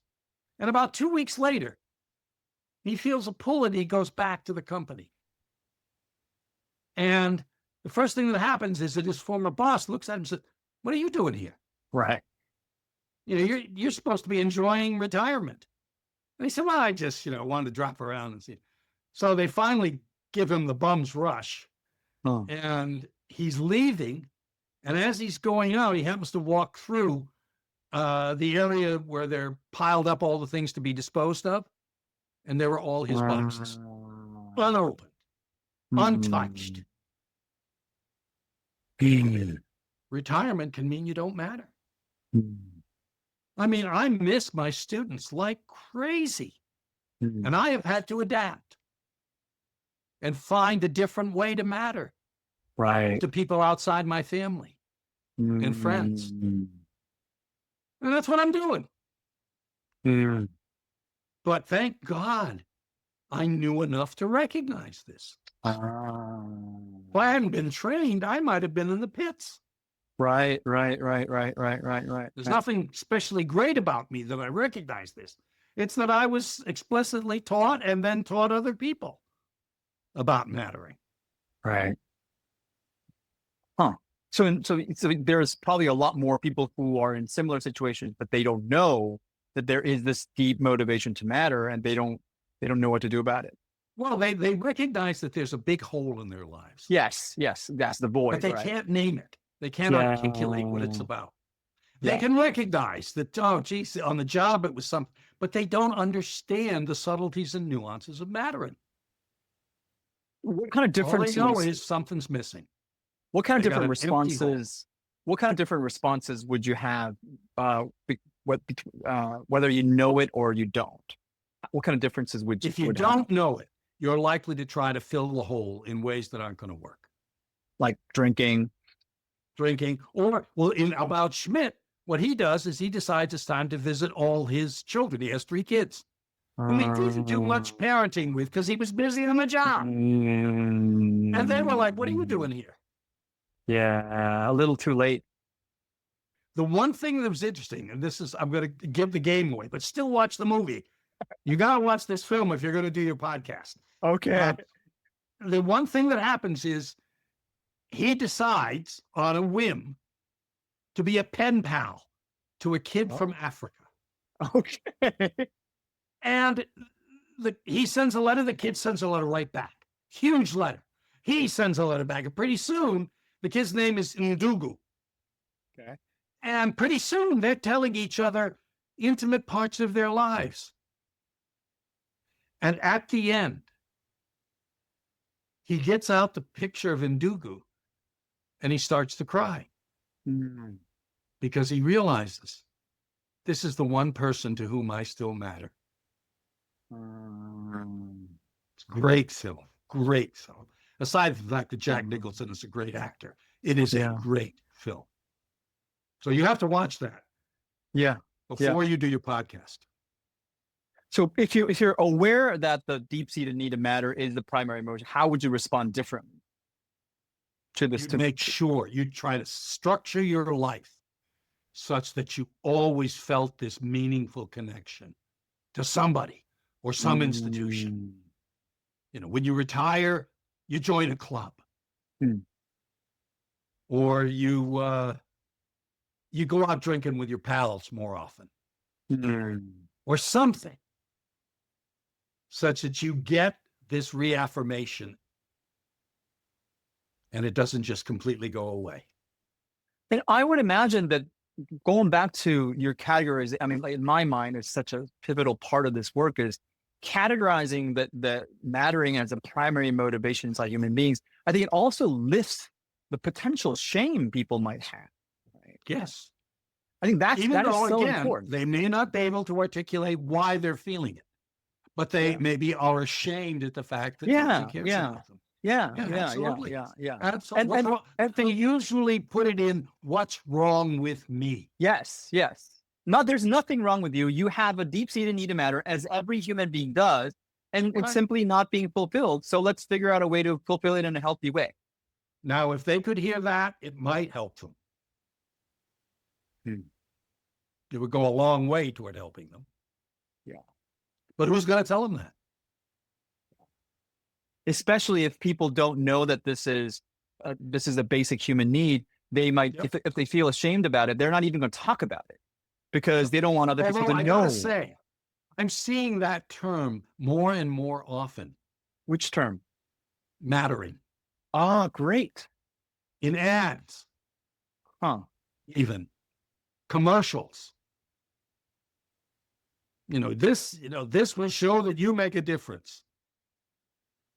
Now, it may be bullshit, but at least they're turning to the notion, even though they probably could not define it scientifically and they could not appreciate the subtleties and nuances. Some people are starting to figure this out intuitively.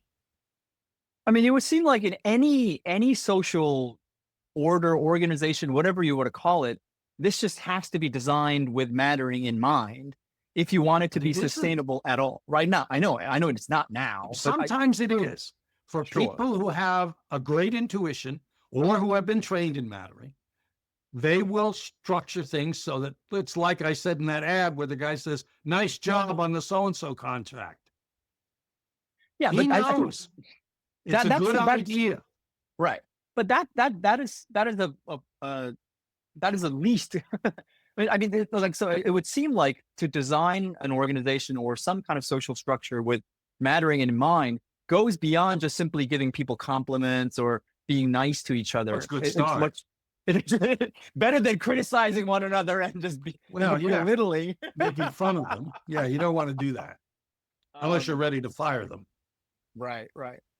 But But it, but you see, this is where we get into a basic conflict in our society that we sort of know about, but we don't really want to acknowledge it. what's And my one? wife, who's also a sociologist, puts it really, really well. Mhm. And the statement is profits over people. Mm, mm, mm. All of this stuff is fine as long as we're making a profit.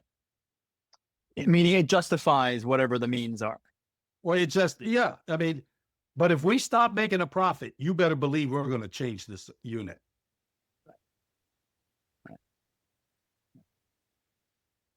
But In a country that is so economically forced, and I don't mean that as a pejorative to my colleagues in economics, but who just said it's all about the money. right. When that country is focused on that, then people go by the boards very quickly. It's as if the money is the be all end all purpose behind a corporation. Right. Right. Instead of it simply being the fuel it needs to sustain itself. There's a higher It has purpose. gotten an outsized presence in our lives. Yeah. I mean, how much money do you really need to live a good life? There's an idea in our society which is different from social class. I don't know if I said this already. Different from social class. It's called socioeconomic status. Mm. And it's made up of three inputs. The first is money, income. Mm-hmm. The more money you have, the more respect you get. Pretty much. It's not a perfect association. No. There are a lot of people who are making a lot of money and people think they're assholes. Yes. yes. Okay, so it's not money that's the most important. It's way down here somewhere. And then quite a bit up is the second contribution, and that is your educational attainment. Mm. How far did you go in school? Right. If you got a high school diploma, that's nice. But do you deserve as much respect as someone who got a bachelor's degree? If anything, Right. history. No, because in doing that diploma, they became somehow a more complete person. Right. They developed themselves. They earned what Richard Sennett calls a badge of ability that signals to people. Right. I'm I capable. don't have to tell you. I just point to my diploma. Right. And that's why so many people hang their diplomas on their office walls. Right. Certainly true of legal profession. Because it says all that needs to be said. Yeah. I have earned your respect. I should matter to you. And so therefore, if I have what you need, then you better pay attention to me. I don't need to pay attention to you. Right. I could get other clients. Yeah. I don't. You don't matter. You don't matter to me, you but matter to I me matter like to you. I matter to you. Yeah. That's right. There's a huge imbalance, and it's very well felt. Yeah. The final one, though, is not your educational degree. It is your job position. Right. There has been a ranking, which is really good. They took job titles, and there are literally thousands of job titles. Sure. And they had people say, here's a ladder. The lowest rung is 0, which means no prestige, no respect at all. And the top rung is 100. And that is the most perfect respect, perfect prestige. You have 100 rungs. Here's a list of job titles. You take each job title and put it on the rung. With the understanding that each rung is an exact same difference in status as the prior difference. So it's Right. an equal split all the way up. Two things that are interesting. Mm. First of all, people don't have any trouble doing it. Mm. I mean, they may haggle in their heads over whether it should be on lung 31 or 32, but generally, no. They know that this one's in the middle somewhere, this one's up there somewhere, this one's down there somewhere. So they don't have any trouble. The other thing that's interesting is it's remarkable how stable those ratings are across people. Wow. So the pecking order is explicit in their minds. Well known. Mm.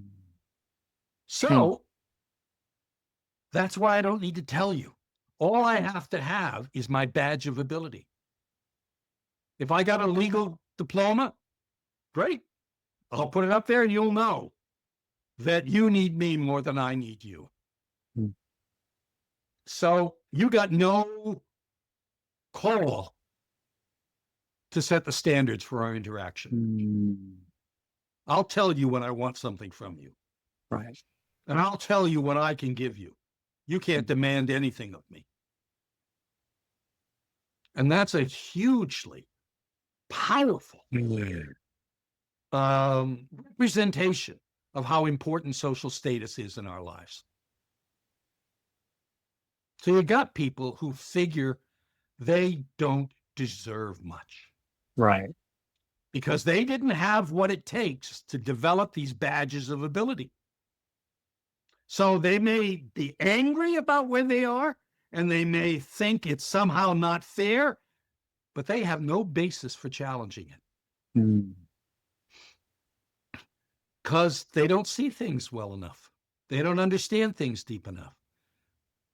And they know it. And as much as they may hate being where they are, they have no argument that says they should be anywhere else. There's no alternative. And that's the toll that socioeconomic status takes on people regularly. I mean, it almost seems like it dictates what success looks like. And if you don't fit these things, then you're a failure. Tough. Yep. And it tells things like, who can you hang out with? Right. Yet if you're of high status, you're not going to hang out with somebody of low status, even if they were your best friends in childhood. Because you got nothing to say to them. First of all, they're restricted code, you're elaborated code. Yeah. But beyond that, what do you have in common? Wow. You could talk about, yeah, wasn't it great in grammar school? How long's that going to last? 5 minutes, maybe? And then, oh, sorry, I got something to do. You know, I'm very important. I'm high status, so I got to get out of here. This is wow. Richard Sennett and his colleague Jonathan Cobb wrote a book whose title says it all. It's called The Hidden Injuries of Class. Now, it should be called The Hidden Injuries of Status. He didn't make the distinction. So, okay, let's give it to him. But there are hidden injuries that nobody talks about. And therefore we allow them to happen. We say you're less of a person overall because you don't have a badge of ability. Right. Now, I might have a badge of ability and be a total jerk. Yeah. But I got the badge of ability. What do you got? Even if you're the nicest guy in the world, you can have lots of friends at your own status level. Sure. But don't try to fool anybody by hanging out with somebody of significantly higher status. You're just going to embarrass yourself.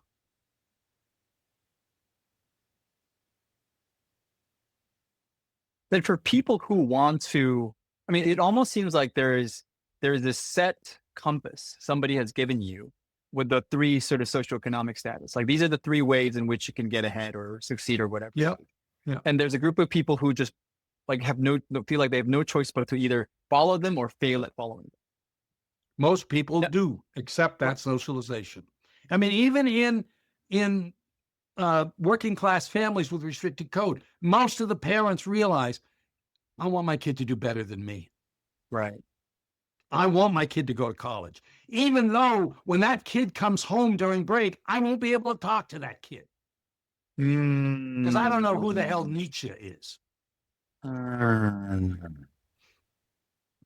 Hmm.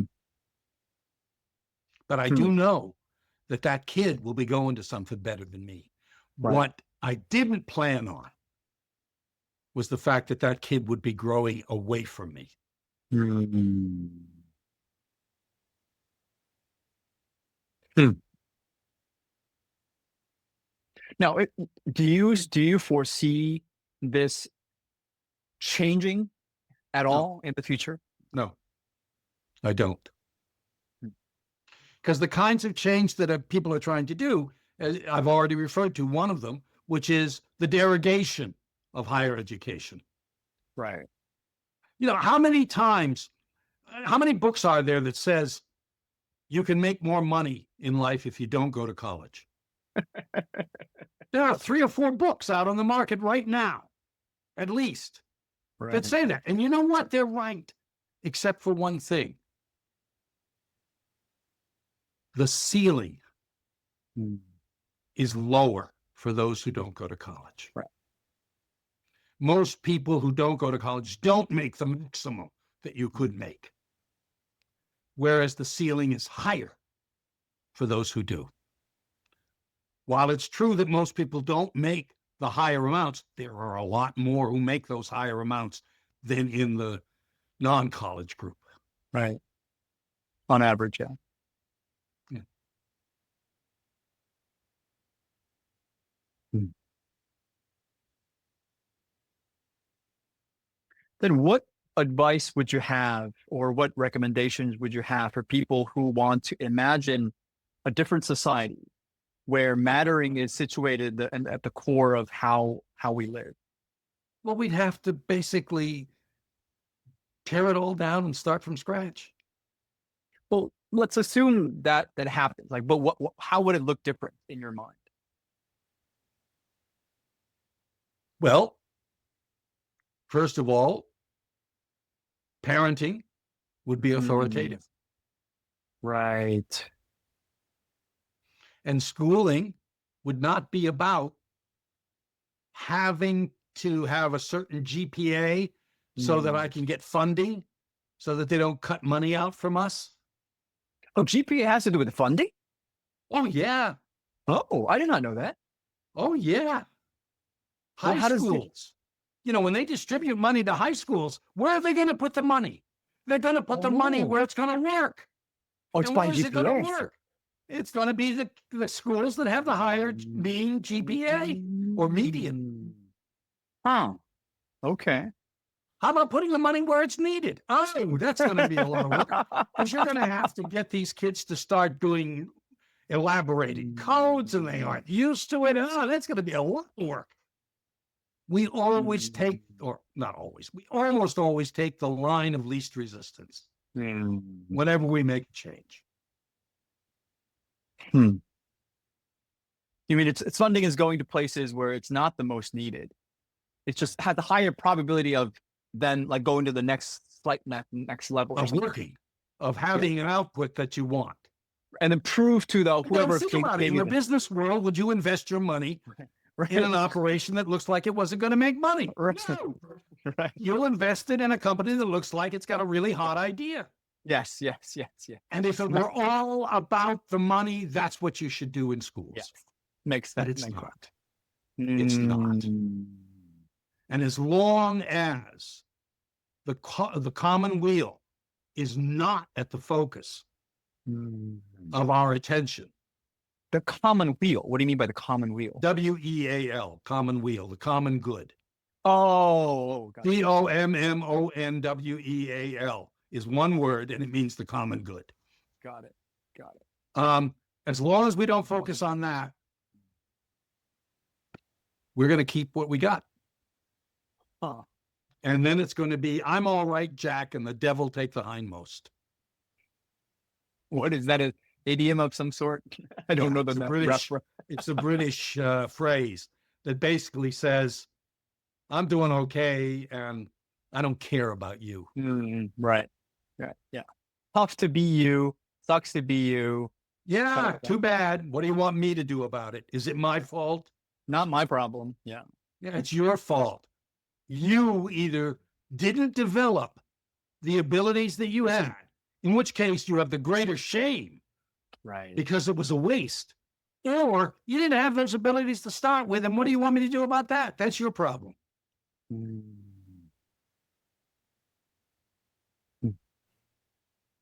So funding will flow to education that really needs it, not just a maximum return on investment.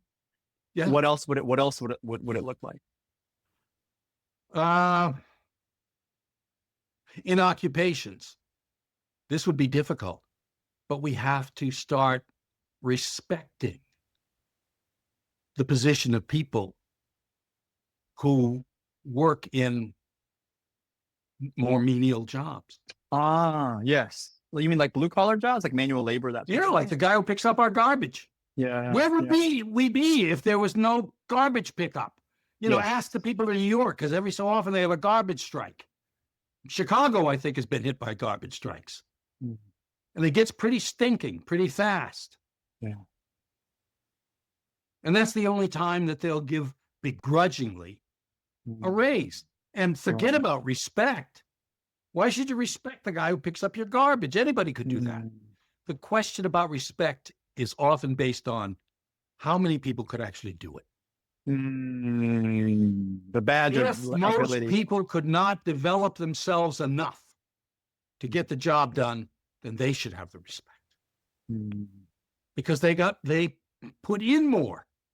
And equity says that if you put in more, then you should get out more. What about, that's one norm of fairness, equity. You put in more, you get out more. You put in less, don't expect a lot. All right, that's one. What about the norm of equality? Everybody gets the same opportunities to go to college. Now, you've got to show you've got the intelligence for it, let's say. So you still have to take the GREs or the SATs Right. or whatever. But if you've got it, why should money keep you from going to college or the lack of money? If you've got what it takes, then some schools like Brown have tried to compensate for that, but they can only do so much. Or how about the need? What about the question of need? Maybe that's the norm for fairness. People who need more should get more just because they're needier. Well, but then it raised, well, why do they need? Because they don't have what it takes. So why should we be rewarding their stupidity? Right. Now, we have the norm of equity. What you bring to a relationship, any relationship, a business relationship, a friendship, a romantic relationship, determines what you should get out of it. You bring more, you should get out more. You What do you bring mean by less. bring? What do you mean by bring more? Well, what do you bring? What aspects of yourself make the relationship work? Ah, okay. So in education, if you have been in better schools, so you bring good ways of thinking to college, why shouldn't you get more? You should get into the elite colleges. Yeah. Why get somebody who hasn't been trained to think into an elite college? They're just going to screw it up and fail out anyway. But that's what equity says. You think about the inputs you have. Wait, so what happened now? Equity says if you have greater contributions to make to a relationship, then you should expect greater rewards from that relationship. Okay. And that's not happening? Contrary-wise, if you have fewer contributions, then it's not fair to expect more. Right. That's equity. But are you saying that's not happening in Oh, I'm education? saying that's exactly what's happening. Oh, okay. What's not happening is the norm of equality, where everybody gets the same. In particular, if you talk about respect, we respect everybody in spite of the job they do, Ah, not because of it. right. And in need, we say people should get on the basis of their lacks, what they don't have. And so somebody may get more than you because they want more than you. That is to, I don't say want in the sense of aspire to, but in the sense of they lack much more than you lack. Meaning they're going to get more simply because they don't have as much as you. That's not So happening. we try to level the playing field a little bit. Right.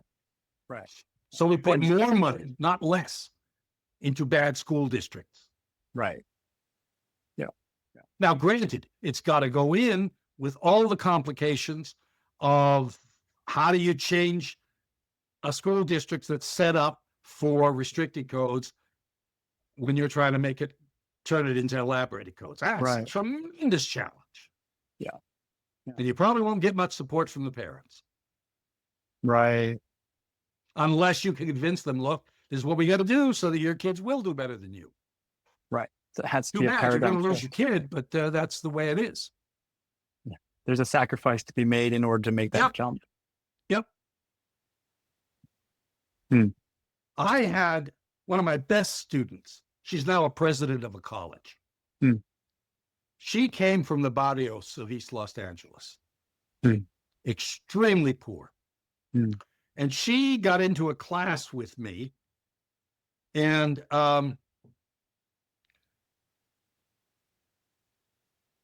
she's brilliant. And she just grew and grew and grew. She worked on a research project with me. She worked on a publication with me. And as I said, she's now the president of the college. And so on graduation weekend, I'm sitting in my office because I got something I got to be doing in a couple hours. And she shows up. My door's open. She walks in. She's in tears. And I said, what's the matter? And she was just sobbing. She couldn't talk for a minute. And I said, this is supposed to be the best weekend of your life, but it looks like it's the worst. And she said, all the sociology came true. She said, my mother, she was from a single parent family. My mother never was on the Brown campus before. And she's real restricted code. And the only time she's been on campus is for this graduation. And she was so uncomfortable and ashamed that she started acting inappropriately. She started saying insulting things about Brown. She said it all came home. What I learned about intellectually, I'm living right now. And what could I say to her except to say, I'm really, really sorry. And the only thing that I can hope is understanding it will mitigate some of the pain. But I couldn't make it not be. Right. And so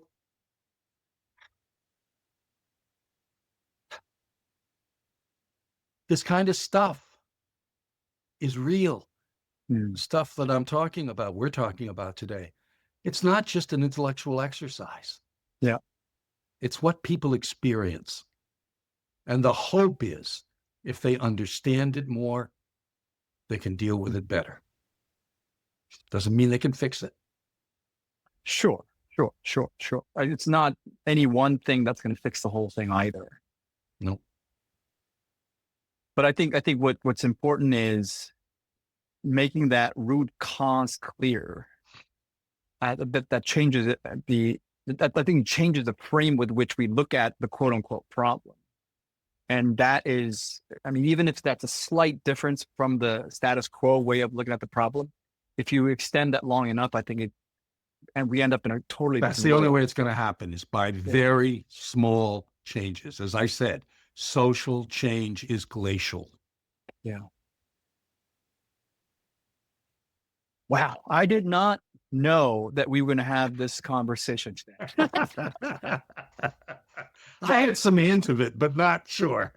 But I am so grateful that Thank you. you were willing to have this conversation. Because I think, and once again, I mean, so there is this consistency, as the way I look at it, between the discovery, or not discovery, or your attempt to measure mattering, and that leading into a very concrete way of, I don't know if proving is the right word, but like the connecting certain behaviors or other real social phenomena that you can I observe keep my fingers crossed. with this concept of mattering. And it seems so simple of a gesture to have simply been able to rigorously measure this thing. But the moment you made the connection, and you can prove that this is the primary motivation. Take the word prove out of your lexicon. Okay, what's the word I should use? Provide evidence. Provide evidence that mattering is the primary motivation inside human beings. Normalize that, because otherwise it becomes this sort of, a lot of people might be ashamed of having this need that motivates them. Normalize it. And then now think about the fact that if there's nothing wrong with having the need to matter. In fact, it is almost what it means to be a human being, part of what it means to be a human being.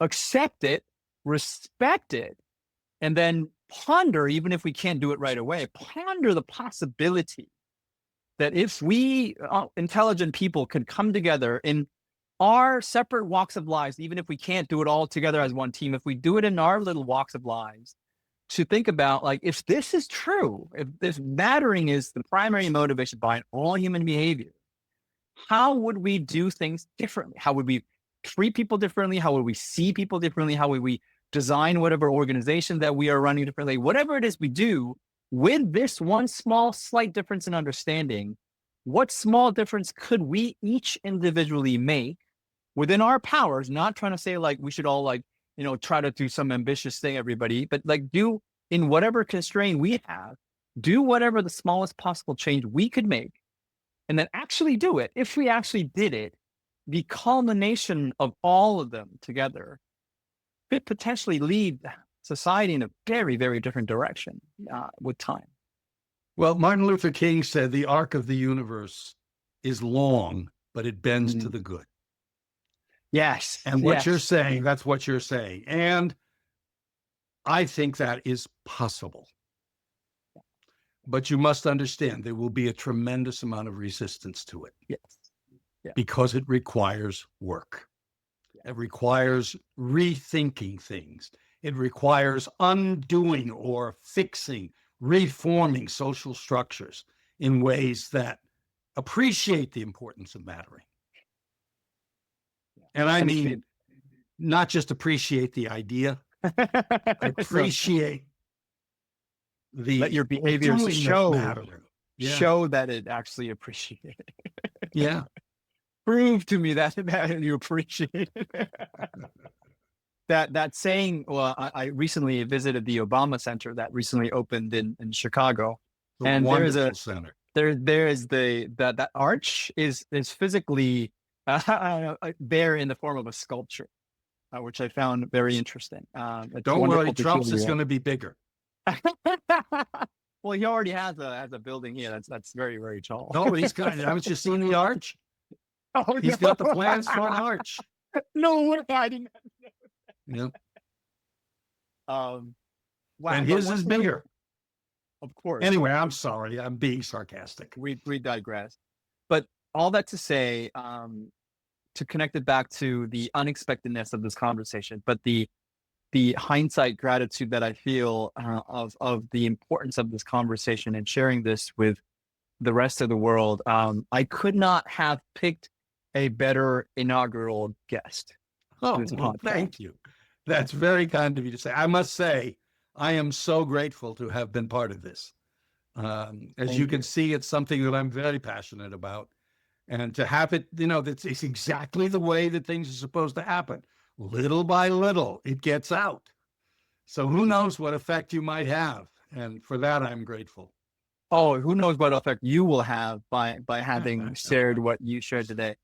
Thank you so, so much. So as we wind down, what are some things that you want to leave the audience with as a last parting word? Make sure that you let everyone in your life know how much they matter to you. Don't assume they know it already. Doesn't hurt, for example, to say to your romantic partner, I love you. Yeah. And some people say, well, we love each other so much, we both know it. We don't need to say do I really have to say this out loud for you to know? Yeah, I mean, I don't think you'll find many people who would be insulted or offended by being told that they were loved. So let them know it. Let people who matter to you know how much they matter. You'll have done them a good. Yeah. Yeah. There's so much truth in that short statement. I hope Thank people take it to their hearts and really So do I. exercise that. Thank you for the time you made for us today, Dr. Professor Elliott. I really I'm don't happy want to take do that it, for and granted. thank you for the opportunity. Yeah, I could not have thanked you. I could not thank you more than I mean, like it is just phenomenal. I'm like there's this sort of feeling of like this was not just. It doesn't feel like just a podcast. I feel like I met. A small class, huh? There's a force of nature that I've just been in presence with, which is you, that I'm about to unleash to the rest of the world. That's what it's. Thanks again, Professor Elliott. May God You're bless. welcome. Thank you for thinking of me. Stay beautiful. We'll stay in touch. You too. Bye-bye.